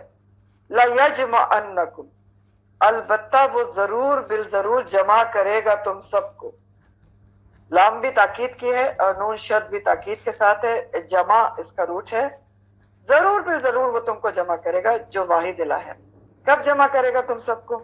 الہ یوم القیامہ، روز قیامت کے دن جمع کرے گا، جس کے آنے میں کوئی شک نہیں. لا ریب فیہ، ہاں کوئی شک نہیں ہے اس کے آنے میں. اور جمع کر کے کرے گا کیا؟ حساب لے گا نا. ان اللہ کان علی کل شیء حسیبا، اسی کے بعد یہ بات آ رہی ہے. اب سوچنے کی بات یہ ہے کہ یہاں پر اس آیت کا کیا کنیکشن ہے؟ سلام کے بعد فوراً یہ بات کیوں آئی ہے؟ اللہ کی وحدانیت کی اور یوم قیامت کی، کہ اللہ تعالیٰ وہ قیامت آ کے رہے گی اور اللہ تعالیٰ سب کو جمع کرے گا، حساب اولین اور آخرین کو جمع کرے گا روز قیامت، جس کے آنے میں کوئی شک نہیں ہے. اور جمع کر کے ظاہر ہے حساب لے گا، جزا و سزا کا فیصلہ کرے گا. تو کنیکشن کیا ہے؟ سلام کی بات ہو رہی تھی، پھر یہ بات آ گئی. تو کنیکشن یہ ہے کہ دیکھیں، تمام اچھے تعلقات، اچھے معاملات، اچھے اخلاق کی بنیاد یہی ہے کہ انسان کو جواب دہی کا یقین ہو، روز قیامت اللہ کے جمع کرنے کا، جزا و سزا پر یقین ہو، تبھی تو وہ سارے کام کرے گا نا. اب سلام کے حوالے سے لے لیں، اللہ کا حکم ہے نا. تو اگر کوئی اللہ کے اوپر یقین رکھتا ہے کہ اللہ واحد الہ ہے اور وہ یقینی طور پر روز قیامت جمع کرے گا، اور اس نے کہہ دیا کہ وہ کان علی کل شیء حسیبا، حساب بھی لے گا، تو ظاہر ہے انسان الرٹ ہو جائے گا نا کہ میں کوئی ایسا کام نہیں کروں جس سے میں حساب کتاب میں میرے لیے مشکل پیدا ہو جائے. تو یہ جو آخرت کا یقین ہے، جو روز قیامت کے حساب کتاب کا یقین ہے، وہی تو انسان کے اندر اچھے اخلاق کی بنیاد ہوتی ہے، اچھے تعلقات، اچھے معاملات کی بنیاد ہوتی ہے. اس لیے یہ بات سلام کے بعد لائی گئی ہے کہ اللہ جو واحد الہ ہے، اس کے سامنے تم نے کھڑا ہونا ہے. ہر کسی کو جمع کرے گا وہ یوم قیامت، جس کے آنے میں کوئی شک ہی نہیں ہے. کوئی بھی نہیں بچے گا، ایک کو ایک حاضر ہوگا اور ہر چیز کا حساب ہوگا. تو سوچ لو پھر، ہر چیز کا حساب ہونا ہے. اور ومن اصدق من اللہ حدیثا، اور کون زیادہ سچا ہے اللہ سے بڑھ کر بات میں. اصدق جو ہے وہ اسم تفضیل ہے، ناؤن آف پریفرنس ہے، کہ کون زیادہ سچا ہے اللہ سے بڑھ کے بات میں، یعنی اللہ کی بات سے کوئی زیادہ بڑھ کے سچا ہے ہی نہیں. اللہ تعالیٰ کی بات سب سے سچی ہے، یہ کہا جا رہا ہے. تو کون سی بات اللہ کی سب سے زیادہ سچی ہے؟ اس سے کیا مراد ہے؟ اگر آیت کے حساب سے لے تو یہ بات اللہ کی سب سے زیادہ سچی ہے کہ اللہ واحد الہ ہے. ٹھیک ہے، لا الہ الا لا الہ الا اللہ، لا الہ الا ہو، یہ بات اللہ کی سب سے سچی ہے. دوسری بات آیت کے لحاظ سے سب سے زیادہ سچی کیا ہے؟ کہ قیامت ضرور آ کے رہے گی. تیسری بات اللہ تعالیٰ کی کیا سچی ہے؟ کہ اللہ تعالیٰ سب کے سب کو ضرور جمع کر کے رہے گا اور پھر حساب کتاب لے گا. اور پھر اس کے علاوہ اللہ تعالیٰ کی ہر بات ہی سچی ہے. جو بھی بات اللہ سبحانہ تعالیٰ نے فرمائی ہے، جہاں بھی کوئی حکم ہے، کوئی بھی اللہ تعالیٰ کا وعدہ ہے، کوئی وعید ہے، تو وہ سب کے سب کیا ہے؟ سب کے سب سچے ہیں. جو بھی اللہ تعالیٰ نے کہا ہے وہ سب کچھ سچ پر ہی مبنی ہے، سچ اور حق پر مبنی ہے. تو اللہ تعالیٰ کی تو ہر بات ہی سچی ہے، جو بھی اللہ تعالیٰ نے فرما دیا ہے. تو ومن اصدق من اللہ حدیثا. تو آپ کو اس کی جو ہے ریلیشن سمجھ میں آ گیا ہوگا کہ سلام کی تاکید کے بعد یہ آیت کیوں آئی ہے، کیا مناسبت ہے. اہمیت اجاگر کرنے کے لیے سلام کی، کہ دوسرے اعمال کی طرح سلام کا حساب بھی ضرور لیا جائے گا. کب لیا جائے گا؟ روز قیامت، جب اللہ تعالیٰ سب کو جمع کرے گا. اور وہ کیونکہ واحد القہار ہے، اس لیے ایک ایک چیز کا حساب ہوگا. اور اگر کسی نے اللہ کے کسی بھی حکم پر عمل نہیں کیا تو پھر اس کو سزا بھی مل سکتی ہے. اس لیے یہاں پر یہ آیت لائی گئی ہے. تو یہاں پر آپ کے ایک رکوع کا اختتام ہو گیا ہے، اور آگے کچھ اور بات بھی ہے. اور بیک گراؤنڈ بہرحال اس اگلی باتوں کا بھی وہی بیک گراؤنڈ ہے کہ احد کے بعد کا اور خندق سے پہلے کا، اور آگے منافقین کا ذکر ہے. اور آگے کی جو آیات ہیں وہ خاص طور پہ خاص کانٹیکس میں ہیں، بہرحال ہمارے لیے اس میں ضرور سبق ہے، لیکن کچھ آیات ہوتی ہیں جو خاص کانٹیکسٹ میں ہوتی ہیں. تو منافقین کا ذکر ہے. اللہ تعالیٰ کہتے ہیں فما لکم، تو کیا ہے تمہیں، کیا ہو گیا ہے تم کو، کیا ہے تمہارے لیے. مسلمانوں سے خطاب ہے. فی المنافقین، منافقوں کے بارے میں. فئتین، دو گروہ. فئتین کا جو لفظ ہے نا وہ سمپل سا تسنیہ ہے، دو گروہ. فئتن کا تسنیہ ہے، لیکن معنی اس کے یہ ہے کہ اللہ تعالیٰ مسلمانوں کو یہ سرزنش کر رہے ہیں کہ تم کو مسلمانوں کیا ہو گیا ہے، منافقین کے بارے میں دو گروہ بن گئے ہو. فما لکم فی المنافقین فئتین، یعنی ان کے بارے میں تمہاری دو رائے ہو گئی ہیں، اختلاف ہو کے دو گروہ بن گئے ہو. تو اب کہا کیا جا رہا ہے یہ پڑھ لیں ذرا آپ پہلے کہ کیا اللہ تعالیٰ کس بات پہ سرزنش کر رہے ہیں کہ منافقوں کے بارے میں تم کو کیا ہو گیا ہے کہ تم دو گروہ بن گئے ہو. وہ یہ تھا کہ جب نبی کریم صلی اللہ علیہ وآلہ وسلم ہجرت کر کے مدینہ آ گئے تھے تو اس کے بعد ہجرت فرض ہو گئی تھی تاکہ مسلمان اکٹھے ہو کر ایک قوت بن جائے. جب آپ آ گئے نا ہجرت کر کے مدینہ تو ہجرت فرض تھی، ہر کسی کو آنا تھا. تو بہت سے مسلمان تو ہجرت کر کے آ گئے تھے لیکن کچھ رہ گئے تھے اور پیچھے بھی رہ گئے تھے. تو اب مدینہ جو تھا اس میں لوگوں کی تین کیٹیگریز بن گئی تھی. تین طرح کے لوگ جو ہجرت کے بعد مدینہ میں موجود تھے. نمبر ایک کون تھے؟ خالص مخلص مومن جو ہجرت کر کے مکہ سے مدینہ آ گئے اسلام قبول کر کے. دوسرے کون تھے؟ یہود جو مدینہ میں موجود تھے. اور تیسرا ایک نیا گروہ ابھرا تھا غزوہ بدر کے بعد، منافقین. ٹھیک، تو منافقین جو ہے نا پہلے تھوڑی کوئی منافقین تھے کہیں پر، مکہ میں تو منافقت کی کوئی نام و نشان ہی نہیں تھا. صرف دو گروہ تھے، چاہے مشرک تھے یا مسلم تھے. اب جب غزوہ بدر ہوا تھا تو اس کے بعد یہ ہوا تھا کہ کچھ لوگ روب میں آ کر صرف فائدہ اٹھانے کے لیے اوپری اسلام لائے تھے تو وہ منافق تھے. تو یہاں پر منافقین کا ذکر کیا جا رہا ہے کہ کون سے منافقین کے بارے میں کیا کرنا ہے. اس قسم کے احکامات آئیں گے. ٹھیک ہے، کہ کس کیٹیگری کے لیے آپ کو کس طرح سے بیہیو کرنا ہے، یہ احکامات آئیں گے. تو اب یہ جو آیت ہے نا فما لکم فی المنافقین، مسلمانوں تم کو کیا ہو گیا ہے منافقین کے بارے میں. فئتین، دو گروہ بن گئے ہو. تو اب یہ کون سے منافقین کا ذکر ہے؟ یہ بخاری اور مسلم کی روایت کے مطابق اس آیت کی شان نزول میں یہ روایت آتی ہے کہ زید بن ثابت کہتے ہیں کہ جب نبی کریم صلی اللہ علیہ وسلم احد کی طرف نکلے تھے تو کچھ لوگ راستے سے آپ کو چھوڑ کر مدینہ واپس آ گئے تھے. آپ یہ پڑھ چکے ہیں نا، جب غزوہ احد کے لیے نبی کریم صلی اللہ علیہ وسلم نکلے تھے تو آدھے راستے سے پہلے عبداللہ بن ابی جو منافقین کا سردار تھا وہ آپ کے ساتھ گیا تھا کیونکہ بظاہر وہ کہتا تھا مسلمان ہے، اور 300 لوگ اور بھی اس کے ساتھ گئے تھے. آدھے راستے سے وہ واپس پلٹ گئے کہ ہم تو نہیں آپ کے ساتھ جاتے کیونکہ آپ نے ہماری بات نہیں مانی. اور اس کے اوپر بہت مسئلہ بھی ہوا تھا کیونکہ کچھ مخلص مسلمانوں میں بھی کمزوری کی لہر توڑی تھی، اور آپ یہ پڑھ چکے ہیں سارے سورہ آل عمران میں کہ اللہ تعالیٰ نے پھر ان کے دلوں کو تھام لیا. لیکن بہرحال یہ لوگ لوٹ گئے. ٹوٹل 1000 کا لشکر تھا جس میں سے 300 لوگ آدھے رستے سے عبداللہ بن ابی لے کے لوٹ گیا. تو اب یہ جو منافقین تھے نا ان کے بارے میں صحابہ کے دو گروپ ہو گئے. ایک کہتا تھا کہ ان سے بھی ہم لڑائی کریں گے جا کے واپس جا کے، جو واپس چلے گئے کیونکہ یہ تو ہمارے مخالف ہیں، ہمیں این راہ میں چھوڑ کے چلے گئے. دوسرا مسلمانوں کو گروہ کہتا تھا کہ نہیں، ان سے جنگ نہیں کرنا چاہیے، حکمت اور مصلحت کا تقاضا کہ ابھی جنگ نہ کرے. ٹھیک ہے، تو اس پر اس آیت کا نزول ہوا اور اللہ تعالیٰ نے کہا کہ تم کو کیا ہو گیا کہ تم کو کہ منافقت ان کی کھل کے سامنے آ چکی ہے کہ وہ تمہارے خلاف ہیں، آدھے راستے میں تم کو چھوڑ کے چلے گئے. تو تم کیا سمجھتے ہو کہ حکمت مصلحت یہ ہے کہ تم ان کو سدھار لو گے؟ تو یہ غلط سوچ رہے ہو. یہ بات کی جا رہی ہے. اب میں نے آپ کو بتایا نا کہ منافقت اصل میں کھل کے سامنے ہی جنگ احد کے موقع پر آئی تھی. یہ جو اسی وقت کہ جب یہ عبداللہ بن ابی واپس لے کر گیا تھا، منافقت دل میں ہوتی ہے نا. مسلمانوں کو تھوڑی پتا تھا کہ عبداللہ بن ابی یا اس کے ساتھی جو اسلام لائے ہیں وہ منافق ہیں. وہ تو ان کو مسلمان سمجھتے تھے. ایمان منافقت سب کہاں ہوتا ہے؟ دل میں ہے. تو بدر کے بعد یہ ایمان لائے تھے. اور عبداللہ بن ابی کا مسئلہ یہ تھا کہ مدینہ کے لوگ آپ صلی اللہ علیہ وسلم کے آنے سے پہلے اوس و خزرج میں بہت لڑائیاں تھیں، کوئی ہیڈ آف اسٹیٹ نہیں تھا. تو انہوں نے طے کیا تھا کہ عبداللہ بن ابی کو ہیڈ آف اسٹیٹ بناتے ہیں اور اس کی تاج پوشی ہونے والی تھی. تو اتنے میں نبی کریم صلی اللہ علیہ وسلم وہاں پر آ گئے اور نبی کریم صلی اللہ علیہ وسلم کے آنے کی وجہ سے اس کی تاج پوشی رک گئی، ختم ہو گئی.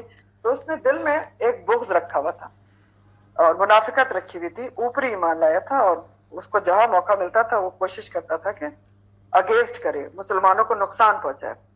تو یہ جو ان کی منافقت تھی منافقوں کی، وہ کھل کر احد کے موقع پر سامنے آئی تھی، ٹھیک، احد کے موقع پر۔ تو یہ آیت جو ہے وہ احد کے موقع کے بعد، اس احد کے موقع پر، اس موقع کے حساب سے نازل ہوئی ہے کہ مسلمان دو گروہ بن گئے کہ وہ کہتے تھے، ایک کہتے تھے ان سے لڑائی کرنا چاہیے، یہ ہمیں راستے میں چھوڑ کے چلے گئے، دوسرے کہتے تھے کہ نہیں لڑنا چاہیے، حکمت اور مصلحت یہ ہے۔ تو اللہ تعالیٰ کہہ رہے فما لکم، کیا ہو گیا تمہیں، ڈانٹا جا رہا ہے، سرزنش کی جا رہی ہے، منافقین کے بارے میں اختلاف کیوں کر رہے ہو، کیسے اختلاف ہو گیا، اس میں اختلاف کی کیا بات ہے، اختلاف کیسے بنتا ہے اس میں؟ وہ تمہارے سامنے ہے کہ وہ آدھے راستے سے لوٹ کے چلے گئے، منافقت کھل کے سامنے آ گئی ہے، تو تم ان کو کیا درست کر سکتے ہو؟ تو اختلاف کس بات پہ ہوا تھا اب آپ کو پتہ چل گیا۔ اختلاف اس بات پہ ہوا تھا، مسلمانوں کے دو گروہ فئتین اس لیے بنے تھے کہ دیکھیں پہلے دو واضح گروہ تھے بہت سے پہلے تک، مومن تھے یا مشرک تھے، ٹھیک ہے، اب ان کے لیے واضح حکم تھا کہ مشرک جو ہیں دشمن ہیں آپ کے، ان کے ساتھ کیا کیا جائے، کیا معاملہ ہے، تو اس لیے اختلاف تھا۔ تو اس میں بتایا جا رہا ہے کہ اس میں اختلاف کی کیا بات ہے، منافقت کھل چکی ہے کہ یہ سچے مومن نہیں ہیں، اسلام کے دشمن ہیں، تمہیں آدھے راستے میں چھوڑ کے چلے گئے، تو تم کیا سمجھتے ہو کہ تم کہہ رہے ہو کہ ہم ان کو درست کر لیں گے، حکمت مصلحت ہے، تو کیسے ہو سکتے ہیں یہ درست؟ دوسرا گروہ یہ سمجھ رہا تھا کہ لڑنا نہیں چاہیے، مصلحت کے خلاف ہے، ان کو ہم ہدایت پہ لے آئیں گے، اس پہ اللہ تعالیٰ کہہ رہے ہیں کہ آپ غلط سوچ رہے ہیں، آپ کو اختلاف ہونے نہیں چاہیے، منافقت کھل کے سامنے آ گئی تو اب آپ کو پتا ہونا چاہیے کہ منافق ہیں، ان سے منافقوں جیسا رویہ ہی رکھا جائے گا، اور مختلف منافقوں کے بارے میں اللہ تعالیٰ حکم بھی دیں گے آگے کہ کس کے ساتھ کیا رویہ رکھنا ہے۔ تو اللہ تعالیٰ کہہ رہے ہیں کہ کیا ہو گیا ہے اس میں منافق، اختلاف کی کیا بات ہے، اختلاف ہونا ہی نہیں چاہیے، جب راستے سے پلٹ گئے، تمہارے ایک جو موقع نازک تھا اور انہوں نے یہ صاف ان کی نفاق کی نشانی ہے، تو اب اس میں اختلاف کیسا؟ ظاہر ہے ان سے وہی اسی طرح کا معاملہ کیا جائے گا جو اسلام کے دشمنوں کا کیا جاتا ہے۔ اور مزید اللہ تعالیٰ مسلمانوں سے کہہ رہے ہیں کہ واللہ ارکسہم، تم نے دیکھا نہیں ہے، سوچا نہیں ہے، تم ان کو سوچ رہے ہو کہ درست کر لو گے، اللہ تعالیٰ نے الٹا پھیر دیا ہے ان کو، کن کو؟ منافقین کو۔ کیوں الٹا پھیر دیا؟ بما کسبوا، بوجہ ان کی اپنی کمائی کے۔ کسب کیا ہوتا ہے؟ ہاتھ کی کمائی۔ ارکسہم کا جو ورڈ ہے اس کو دیکھ لیجئے، رے کاف سین اس کا روٹ ہوتا ہے، اور ارکسا کے مطلب ہوتے ہیں سر کے بل الٹا کر دینا، اوپر سے نیچے اوندا کر دینا، فزیکلی یہ معنی ہوتے ہیں، یعنی اپ سائڈ ڈاؤن، سر نیچے ہو جائے، ٹانگیں اوپر ہو جائیں۔ اور مانوی طور پہ کیا معنی ہوتے ہیں؟ عقل کا اوندا ہو جانا، عقل ماری جانا، ارکسہم، الٹا پھیر دیا۔ تو اللہ تعالیٰ مسلمانوں کو سمجھانے اختلاف کیوں کر رہے ہو؟ ہاں، اللہ تعالیٰ نے ان کو جو ہے الٹا پھیر دیا ہے، اوندا کر دیا ہے۔ کیوں کر دیا اللہ تعالیٰ نے؟ اللہ تعالیٰ تھوڑی کسی کو اوندا کرنا چاہتے ہیں، باوجہ ان کی اپنی کمائی کے، ان کے اپنے ہاتھوں کی کمائی سے ان کو اوندا کر دیا گیا ہے۔ تو ایک تو ظاہری طور پر ان کو الٹا کر دیا گیا کہ وہ مدینہ کی طرف واپس چلے گئے، رسول کی نافرمانی کی، جہاد فی سبیل اللہ جیسے عظیم درجات والے چیز پر جا رہے تھے، نیکی کی طرف، پلٹ گئے، ارکسہم، الٹا کر دیا اللہ تعالیٰ نے بوجہ ان کی اپنی کمائی کی، کیونکہ وہ خود الٹا چلنا چاہتے تھے تو اللہ تعالیٰ نے ان کو الٹا کر دیا، واپس جانا چاہتے تھے واپس بھیج دیا۔ دوسرا مانوی طور پر اللہ تعالیٰ نے ان کو اوندا کر دیا، کیسے؟ بوجہ ان کی کمائی کے، کہ انہوں نے رسول کی نافرمانی کی، صلی اللہ علیہ وسلم کی، جہاد سے انہوں نے جی چرایا، ہاں، اور واپس چلے گئے۔ تو اب دیکھیں ان کو ایمان لانے کی توفیق ملی تھی، چاہتے تو سچا ایمان لے آتے اور بے معنی اجر و ثواب کا باعث ہوتے، چاہتے تو سچے ایمان کے ساتھ جہاد میں شریک ہوتے، رسول کریم صلی اللہ علیہ وسلم کی فرما برداری کرتے، بہت زیادہ اجر و ثواب ملتا۔ تو ان کو تو ان کے دل میں یہ بات تھی ہی نہیں، ان کے دل میں نفاق تھا، تو فزیکلی بھی وہ الٹا ان کو چلا دیا گیا، اللہ ارکسہم، پھیر دیا گیا کہ وہ چھوڑ کے مسلمانوں کو مدینہ لوٹ گئے۔ اور مانوی طور پر بھی کیسے الٹا پھیر دیا گیا کہ نبی کریم صلی اللہ علیہ وسلم کی نافرمانی کی، جہاد سے جی چرایا، تو اللہ تعالیٰ نے ان کو الٹا پھیر دیا، اسی کفر و دلالت میں واپس چلے گئے جس سے نکلے تھے اور نکل سکتے تھے۔ نیک کام کی توفیق مل رہی تھی ان کو، جہاد کی، نبی کریم صلی اللہ علیہ وسلم کی نافرمانی کی، لیکن وہ ان سے چھن گئی جب وہ واپس پلٹ گئے۔ تو واللہ ارکسہم بما کسبوا، تو بما کسبوا جو ہے بوجہ ان کی کمائی کے، اس سے دو باتیں مراد ہیں. ہاں، ان کی کمائی کیا تھی؟ یہ سمجھ رہے ہیں آپ؟ رسول کی نافرمانی اور جہاد فی سبیل اللہ سے جی چرانا، یہ کمائی تھی ان کی. ٹھیک، دو چیزیں کمائی تھی، یہی بما کسبوا سے مراد ہے یہاں پر. نبی کریم صلی اللہ علیہ وسلم کی نافرمانی کی، جہاد سے جی چرایا. تو ان کے دو بما کسبوا کی وجہ سے، ہاتھ کی کمائی کی وجہ سے اللہ تعالیٰ نے بھی ان کو الٹا پھیر دیا. ہاں، عقل ماری گئی ان کی. جس اتنا اجر و ثواب کمانے جا رہے تھے، واپس پلٹ گئے اسی کفر و دلالت میں. نبی کریم صلی اللہ علیہ وسلم کی نافرمانی کر لی، اتنا اجر و ثواب کا کام چھوڑ دیا. تو خود چھوڑنا چاہتے تھے تو اللہ تعالیٰ نے بھی ان کو الٹا چلا دیا. واللہ ارکسہم بما کسبوا. تو یہاں پر بھی ہمارے لیے ایک سبق ہے. سبق یہ ملتا ہے ہمیں یہاں سے کہ دیکھیں، دین کے راستے پہ کوئی چلتا ہے پہلے، لیکن پھر کیا کرتا ہے، کچھ عرصے کے بعد وہ پلٹ جاتا ہے. ایسا ہوتا ہے دنیا میں کہ لوگ اللہ تعالیٰ کے احکامات پر عمل کرنا شروع کرتے ہیں، کبھی بہت جوش آتا ہے، تھوڑے عرصے کے بعد چھوڑ دیتے ہیں. بہت ساری وجوہات ہوتی ہیں. خود ہی انسان اگر ایمان پختہ نہیں ہوتا تو اکتا جاتا ہے، یا کوئی کچھ کہہ دیتے ہیں، کوئی جو انفلوئنشل ہوتا ہے آپ کے اوپر، اس کا اثر ہوتا ہے آپ کے اوپر، تو آپ اچھے والے دین کے حکم پر عمل کرتے ہوئے پلٹ جاتے ہیں. تو اس آیت کے مطابق ان کی عقل ماری جاتی ہے. ٹھیک ہے، جو اللہ کے حکم پر چلتے چلتے اس کا راستہ، اللہ کے حکم کا راستہ چھوڑ دیتے ہیں. اور ایسا کیوں ہوتا ہے؟ انسان کے اپنے ہاتھ کی کمائی کی وجہ سے ہوتا ہے. ہاتھ کی کمائی ہوتی ہے نا، اچھا خاصا اللہ تعالیٰ دین کے حکم پر عمل کر رہا ہے، لیکن کسی بھی وجہ سے، کسی کے کہنے کی وجہ سے، اپنے دل کے کہنے کی وجہ سے اس کو چھوڑ دیں، تو ظاہر ہے پھر اس کا مطلب کیا ہوتا ہے؟ جو خود نہیں اللہ کے حکم پر عمل کرنا چاہتا ہے، یہ تو اللہ تعالیٰ کا اصول ہے، پھر اللہ تعالیٰ اس کو توفیق بھی نہیں دیتے، وہ الٹا ہی چلنا شروع ہو جاتے ہیں، عقل ماری جاتی ہے.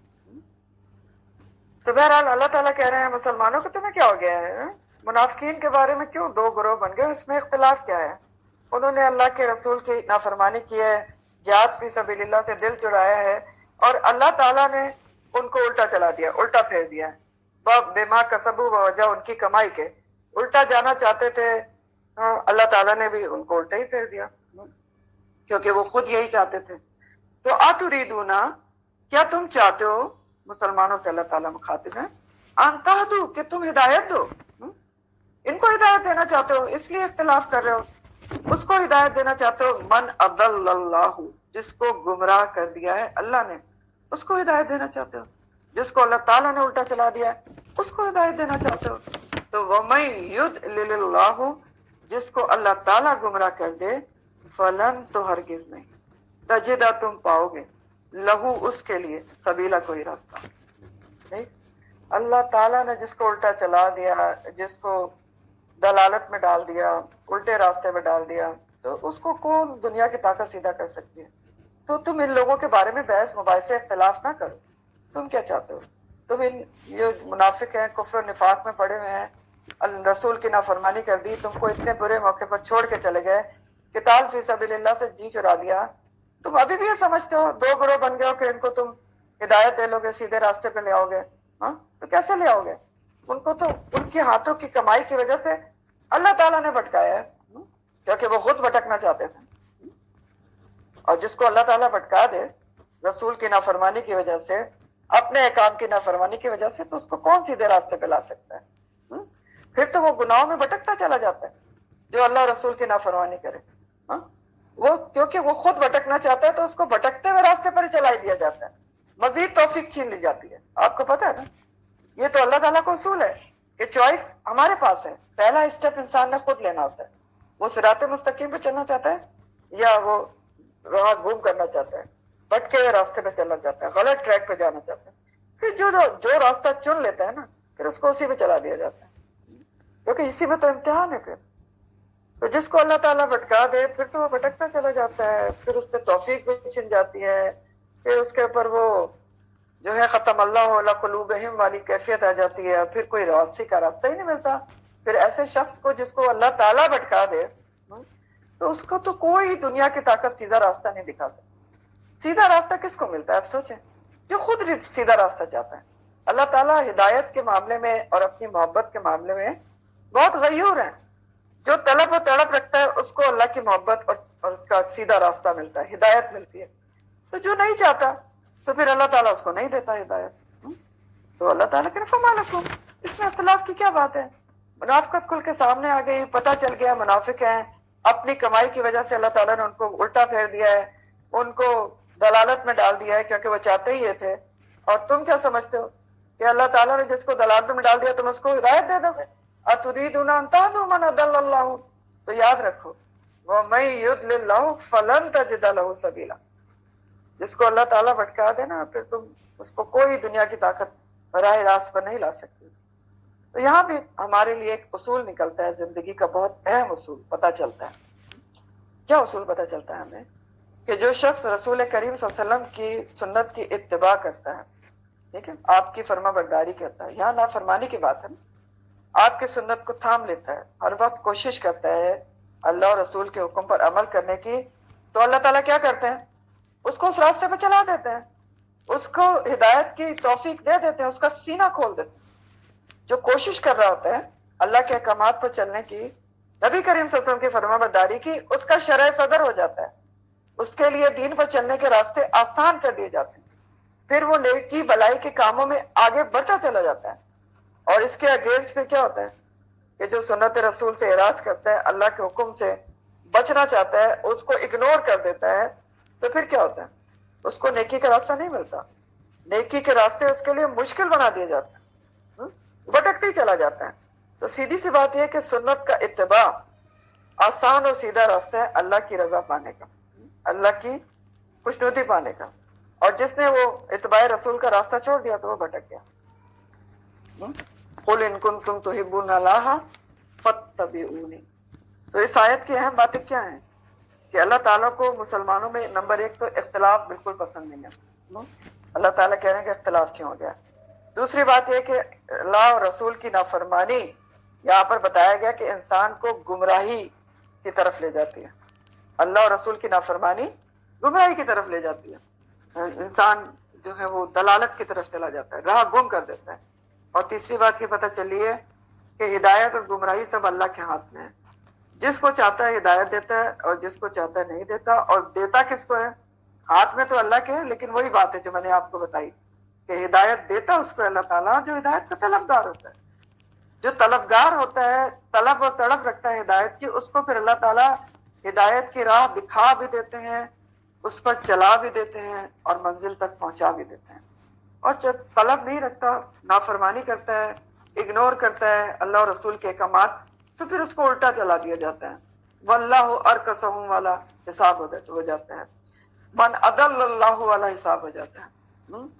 پھر دلوں پہ مہر لگ جاتی، پھر اس کو دنیا کی کوئی طاقت جو ہے وہ راہ ہدایت نہیں دکھا سکتی. پھر فرمایا کہ ودو، وہ چاہتے ہیں، دل سے چاہتے ہیں. ودو کا لفظ ودا اور مودہ سے ہے نا، دل سے چاہنا. منافقین کے بارے میں کہا جا رہا ہے کہ وہ دل سے چاہتے ہیں لو تکفرونا، لو تکفرونا، کہ تم بھی کفر کرو. مسلمانوں انکار ہے تو کفر یا بامانی انکار آ رہا ہے کہ نبی کریم صلی اللہ علیہ وسلم کا کی نافرمانی کریں. تو منافقین تو یہ چاہتے ہیں کہ کاش تم بھی انکار کرو، کما کفرو، جیسے انہوں نے کفر کیا، انکار کیا. کیوں ایسا چاہتے ہیں؟ فتکونونا، تو تم سب ہو جاؤ سواؤن، برابر، ایک جیسے ہو جاؤ. دل سے چاہتے ہیں منافقین کہ تم بھی انکار کرو نبی کریم صلی اللہ علیہ وسلم کا، جیسے وہ انہوں نے انکار کیا تھا، آدھے راستے سے واپس چلے گئے، رسول کی نافرمانی کی، اللہ کی نافرمانی کی. تو وہ یہ چاہتے ہیں کہ مسلمان بھی اس طرح کفر کریں، نافرمانی کریں. وہ تم تو ان کو ہدایت دینا چاہتے ہو، وہ تمہارے لیے کفر اور نافرمانی کو پسند کرتے ہیں، گمراہی کو پسند کرتے ہیں. یہ فرق ہے مومن اور منافق کا. اور کیوں ایسا چاہتے ہیں کہ مسلمان بھی انکار کریں، نافرمانی کریں، تاکہ سب برابر ہو جائیں، ایک جیسے نافرمان ہو جائیں، کوئی فرق ہی نہ رہے. تو یہ بھی تو انسان کی سائیکی آپ دیکھیں. فتکونون سواء، یہ سائیکی ہے انسان کی کہ پھر سب تم ایک جیسے ہو جاؤ. کہ انسان یہ چاہتا ہے کہ اگر وہ خود کوئی نافرمانی کا کام کر رہا ہے، برائی میں، گناہ میں ملوث ہے، تو دوسروں کو بھی موٹیویٹ کرتا ہے کہ کوئی بات نہیں، یہ تو ہے ہی، ایسا ہوتا ہے، زمانے میں ہی ہو رہا ہے تو کوئی بات نہیں، ہم نے کر لیا تو کون سی بڑی بات ہے، زمانے میں یہی طریقہ چل رہا ہے. تو ایسا انسان کیوں کہتا ہے؟ تاکہ سب ایک جیسے ہو جائے اور وہ خود گلٹ کا شکار نہ ہو سکے. ایک گلٹ تو ہوتا ہے نا کہ ہم نافرمانی کر رہے ہیں، تو اگر ساتھ میں دوسروں کو بھی موٹیویٹ کر لے تم بھی کرو تم بھی کرو تو دل کو سکون اس کے ہو جاتا ہے، جو کہ غلط ہے کہ اچھا سب ایک جیسے ہو گئے، وہ بھی تو کرتا ہے وہ بھی تو کرتا ہے. تو اس طریقے سے وہ اپنے آپ کو انسان جسٹیفائی کرنے کی کوشش کرتا ہے. یہ سائیکی ہے جو کہ غلط سائیکی ہے. تو اللہ تعالیٰ یہاں پر یہی کہہ رہے ہیں کہ وہ تو یہ چاہتے ہیں کہ تم بھی جو ہے نافرمانی کرو نبی کریم صلی اللہ علیہ وسلم کی اللہ کی، تو تم سب برابر ہو جاؤ. چاہتے ہیں. ہاں تو سوچو ذرا، یہ فرق ہے تم میں اور ان میں. اب یہ جو آیت ہے نا، میں نے آپ کو بتایا تھا مختلف قسم کے منافقین کے لیے مختلف قسم کے احکامات ہیں اس میں. یہ خاص طور پر ایک اور قسم کے منافقین کا ذکر کیا جا رہا ہے. پہلی آیت میں نے آپ کو کیا بتایا تھا؟ وہ منافقین جو احد سے لوٹ گئے تھے آدھے راستے سے. یہ کون سے منافقین ہیں جن کا ذکر ہے کہ وہ چاہتے ہیں کہ تم بھی کفر کرو اور انکار کرو کیونکہ سب برابر ہو جائیں. یہ وہ منافقین ہیں جو مدینہ کے ارد گرد پھیلے ہوئے قبائل سے تعلق رکھتے تھے. تو یہ لوگ مسلمانوں سے خیر خواہی اور محبت کا اظہار ضرور کرتے تھے اوپر سے، لیکن پریکٹیکلی کیا کرتے تھے کہ اپنے قبیلے کے کافروں کا ساتھ دیتے تھے، قبائلی حمیت اور عصیبت کی وجہ سے. یعنی مدینہ آ کر مسلمانوں کا ساتھ نہیں دیتے تھے، اپنے قبیلوں میں رہتے تھے مدینہ کے باہر جو کافر تھے، اور جب پریکٹیکلی کوئی موقع آتا تھا تو پھر ان کا ساتھ دیتے تھے بجائے مسلمانوں کا ساتھ دینے کا. اوپر سے انہوں نے کہہ رکھا تھا کہ ہم مسلمان ہو گئے. تو ان کے اوپر خاص طور پہ بات کی جا رہی ہے ان قبائل کے متعلق. اور اللہ تعالیٰ ان کا اب ایک اسٹینڈرڈ بتائیں گے کہ تم ان لوگوں کو سچا مومن کب سمجھ سکتے ہو. مومن اور منافق کا فرق بتانے کے لیے ایک اسٹینڈرڈ بتائیں گے اللہ تعالیٰ. ایک معیار مقرر کیا گیا ہے کہ کب تم ان کو سمجھو کہ وہ مخلص مومن ہے. اب دیکھیں، فلا تتخذوا، تو تم نہ بناؤ منہم، ان میں سے اولیاء. کن میں سے؟ ان منافقین میں سے، کسی بھی قسم کے منافقین میں سے، خاص طور پر ان میں سے جو مدینہ کے آس پاس ہیں. اوپر سے تم سے کہہ رہے ہیں کہ مسلمان ہو گئے، لیکن تم اس کو بھی دلی دوست ان کو نہ سمجھو، کیونکہ اوپر سے کہہ رہے ہیں دل کا حال تو تم جانتے نہیں. تمہارے لیے کیا اسٹینڈرڈ ہے کہ جب تم ان کو اولیاء صحیح دوست سمجھ سکتے ہو؟ حتی یہاجروا فی سبیل اللہ، یہاں تک کہ وہ ہجرت کر جائیں اللہ کے راستے. کیا اسٹینڈرڈ، کیا معیار بتایا گیا کہ اگر یہ جو آس پاس مدینہ کے قبائل جو رہتے ہیں کہتے ہیں کہ ہم تمہارے ساتھ ہیں، مسلمان ہو گئے، لیکن تم ابھی ان کو دلی دوست نہ سمجھو. اسٹینڈرڈ کیا ہے کہ یہ ہجرت کر کے اپنے قبیلوں کو چھوڑ کر، اپنے گھر بار کو چھوڑ کر، اپنے کافر قبیلوں کو چھوڑ کر مسلمانوں سے جو یکجہتی کا اظہار کریں، ان کی طاقت میں اضافہ کریں، اور آ کے ہجرت کر کے مدینہ آ کر نبی کریم صلی اللہ علیہ وسلم سے مل جائیں. یاد رکھیں کہ ہجرت اس وقت فرض تھی. ٹھیک، تو اللہ تعالیٰ نے یہ اسٹینڈرڈ رکھا کہ اگر وہ ہجرت کر کے، چاہے بے شک آس پاس بھی رہتے ہیں، مدینہ آئے اور مسلمانوں کے ساتھ ملیں پریکٹیکلی بھی، تو پھر آپ ان کو سچا اور مخلص دوست سمجھیں گے اور پھر ان کو اولیاء بنا سکتے ہیں، ورنہ نہیں بنا سکتے. حتی یہاجروا فی سبیل اللہ.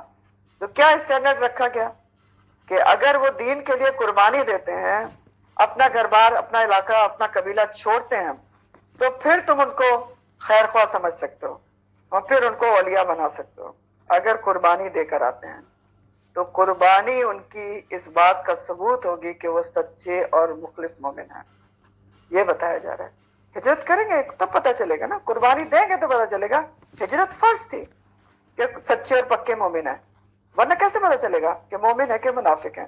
تو یہ اسٹینڈرڈ بتایا جا رہا ہے کہ جب وہ ہجرت کر کے آ جائیں تو پھر آپ سمجھ لیں کہ یہ سچے اور پکے مومن ہیں. تو منافقین دراصل چاہتے یہ تھے کہ جو اللہ تعالیٰ کہہ رہے ہیں کہ وَدُّوا لَوْ تَكْفُرُونَ، تو وہ چاہتے یہ تھے کہ اسلام کا بس نام کافی ہے کہ ہم کہہ رہے ہیں نا کہ ہم مسلمان ہو گئے تو بس اس کے اوپر یقین کیا جائے اور ہم سے قربانی نہ مانگی جائے، جہاد میں جانے کا نہ کہا جائے، زکوٰۃ وغیرہ دینے کا نہ کہا جائے، بس ہم نے کہہ دیا کہ مسلمان ہو گئے تو ہو گئے، قربانی کچھ نہیں دینا چاہتے. یہ چاہتے تھے وہ.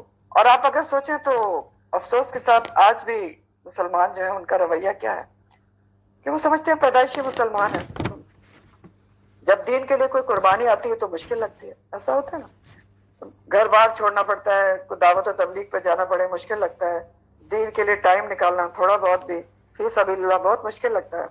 ویسے مسلمان ہیں. تو بہرحال اللہ تعالیٰ نے وہاں یہاں پر یہ بتا دیا کہ ایک کرائٹیریا اللہ تعالیٰ نے مسلمانوں کو دے دیا کہ اگر وہ دین کے لیے قربانی دیتے ہیں حتی یہاجروا فی سبیل اللہ، تب تو تم ان کو اولیاء سمجھ سکتے ہو، مخلص مسلمان سمجھ سکتے ہو۔ اگر نہیں دیتے فَإِن تَوَلَّوْا، اگر منہ موڑ جاتے ہیں کس چیز سے؟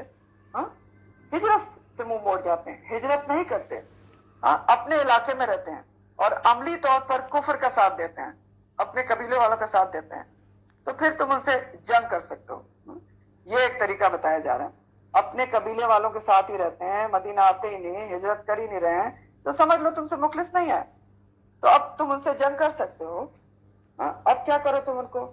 اگر وہ منہ موڑ جاتے ہیں، ہجرت کر کے نہیں آ رہے، اپنے اخلاص کا صحیح ایمان کا ثبوت نہیں دے رہے، تو فخذوہم، تو پکڑو ان کو، وقتلوہم، اور قتل کرو ان کو، حیث، جہاں کہیں، وجدتموہ، تم پاؤ ان کو۔ اب یہ جو احکامات ہے نا کہ پکڑو ان کو اور قتل کرو ان کو جہاں تم پاؤ ان کو، تو یہ میدان جنگ کے احکامات ہیں، ٹھیک ہے؟ یہ حکم نہیں دیا جا رہا کہ وہ ان کے گھروں میں سے جا کے ان کو پکڑو اور ان کو قتل کر دو، یا جہاں کہیں بھی بازار میں وہ مل رہے ہیں تو ان کو پکڑو اور قتل کر دو، ایسا نہیں کہا جا رہا ہے۔ یہ حکم میدان جنگ کے لیے ہے، ٹھیک ہے؟ کہ اگر وہ تمہارے ساتھ سنسیئر نہیں ہے، اپنے قبیلے والوں کے ساتھ سنسیئر ہے، اور اوپر سے کہتے ہیں مسلمان ہیں، لیکن جب جنگ ہوتی ہے تو ان کے ساتھ آ جاتے ہیں، تو آپ پھر ان کے اوپر ہاتھ اٹھا سکتے ہیں، یہ کہا جا رہا ہے۔ دیکھیں ہوتا یہ تھا کہ مسلمانوں کا جب کفار سے ٹاکرا ہوتا تھا تو کبھی ایسا ہوتا تھا کہ مسلمان کے سامنے ایسا آدمی آ جاتا تھا جس کو وہ ابھی تک مسلمان سمجھتے تھے۔ منافق تو دل سے ہوتا ہے نا، تھا وہ منافق، لیکن اب مسلمان کے سامنے وہ آ گیا، اب ان کو بیچاروں کو پتا کہ یہ تو مسلمان، تو ان کی مسلمانوں کی تلوار رک جاتی تھی، تو اس پر ایک واضح حکم دے دیا گیا کہ جو ہجرت کر کے تمہارے پاس نہیں آیا ہے، اللہ کے حکم پر عمل نہیں کرتا، تو اس کفار کا ساتھ دیتا ہے، تو ہاتھ نہ روکو، کیونکہ اس وقت مسلمانوں کو اجتماعی طاقت چاہیے تھی۔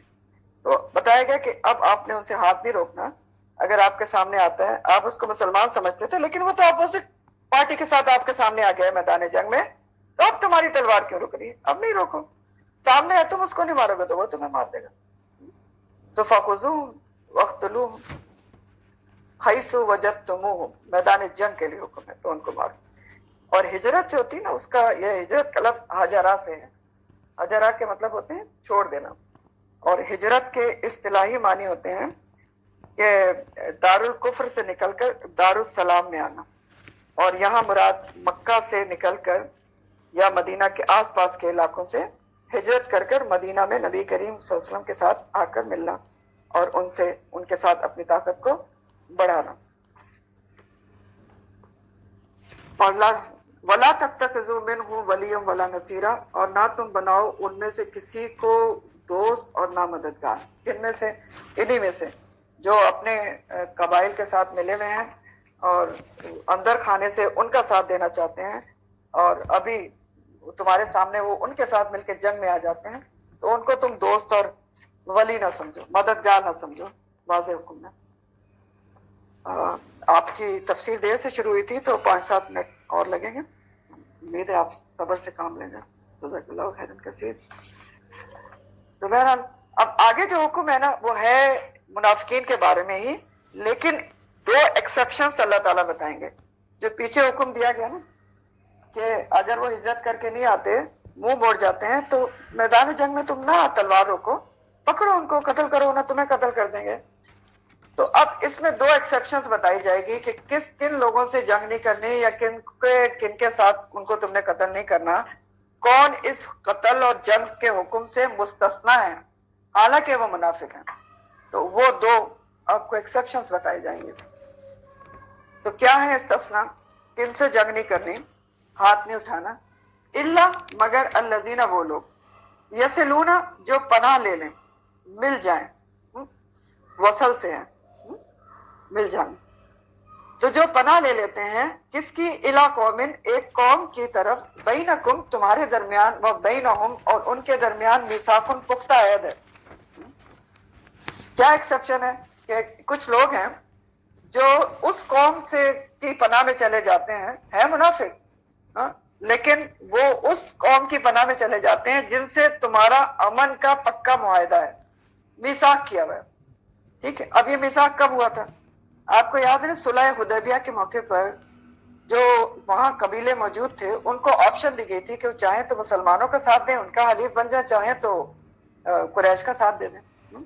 تو ان میں سے کئی قبیلے جو ہیں وہ قریش کا ساتھ دیا تھا، اور کئی جو تھے انہوں نے، حالانکہ وہ مسلمان نہیں تھے لیکن انہوں نے کیا کس کا ساتھ دیا تھا؟ مسلمانوں کا ساتھ دیا تھا، جیسے بنو خزاع تھے، اور اس کی کئی وجوہات تھیں، قریش سے ان کی دشمنی تھی تو وہ مسلمانوں سے مل گئے تھے۔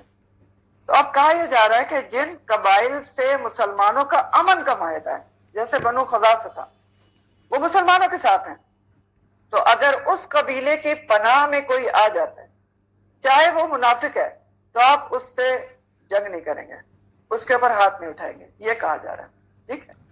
کیونکہ پھر ان سے معاملہ اسی طرح کا کرنا ہوگا جس طرح کا معاملہ اس قبیلے سے ہے جس سے امن کا معاہدہ ہے۔ تو کیونکہ قبیلے سے امن کا معاہدہ ہے اور ان کے ساتھ وہ چلے جاتے ہیں ان کی پناہ میں، تو آپ نے ان کو بھی پھر امن میں دینا ہوگا، ان کے پھر آپ اس کے اوپر ہاتھ نہیں اٹھا سکتے، ٹھیک ہے؟ یعنی کسی ایسے قبیلے کی پناہ لے لیتے ہیں منافق جن کو آپ سمجھتے ہیں کہ ان سے جنگ کرنا چاہیے، لیکن وہ اس قبیلے کی پناہ میں چلے گئے جس سے آپ کا امن کا معاہدہ ہے، تو اب آپ ان سے ہاتھ نہیں اٹھائیں گے، کیونکہ وہ اس قوم کی پناہ میں چلے گئے۔ بینکم و بینہم میثاق، امن کا معاہدہ ہے، تو یہ ایکسیپشن ہو گئی۔ دوسری کون سی ایکسیپشن ہے؟ دوسری ایکسیپشن یہ ہے کہ او یا جاؤکم، وہ آئیں تمہارے پاس اس حال میں کہ حسرت، تنگ ہوئے، صدورہم، سینے ان کے۔ حسرت کا لفظ حسرہ سے ہے، دل کی تنگی کہتے ہیں، دل پر کسی چیز کا دباؤ محسوس کرنا۔ تو اگر وہ اس دوسری کیٹیگری یہ ہے جن پر ہاتھ نہیں اٹھانا، کہ اگر وہ تمہارے پاس اس حال میں آتے ہیں کہ ان کے سینے تنگ ہیں، کس بات سے؟ کہ ان یقاتلوکم، کہ وہ جنگ کریں تم سے جنگ نہیں کرنا چاہتے مسلمانوں سے، او یقاتلو قومہم، یا وہ جنگ کریں اپنی قوم سے، یعنی وہ جنگ سے ہی بیزار ہیں۔ کچھ ایسے لوگ ہیں دوسری کیٹیگری، نہ وہ تم سے جنگ کرنا چاہتے ہیں اپنی قوم سے مل کے، نہ تمہارے ساتھ مل کے اپنی قوم سے جنگ کرنا چاہتے ہیں، یعنی نہ تمہارے مخالف جنگ کرنا چاہتے ہیں، نہ تمہاری حمایت میں جنگ کرنا چاہتے ہیں، غیر جانبدار رہنا چاہتے ہیں، جنگ سے ہی ان کو نفرت ہے، بیزار ہیں۔ تو پھر ان کے اوپر بھی ہاتھ نہ اٹھاؤ، کیونکہ وہ تم مسلمانوں سے لڑنا نہیں چاہتے۔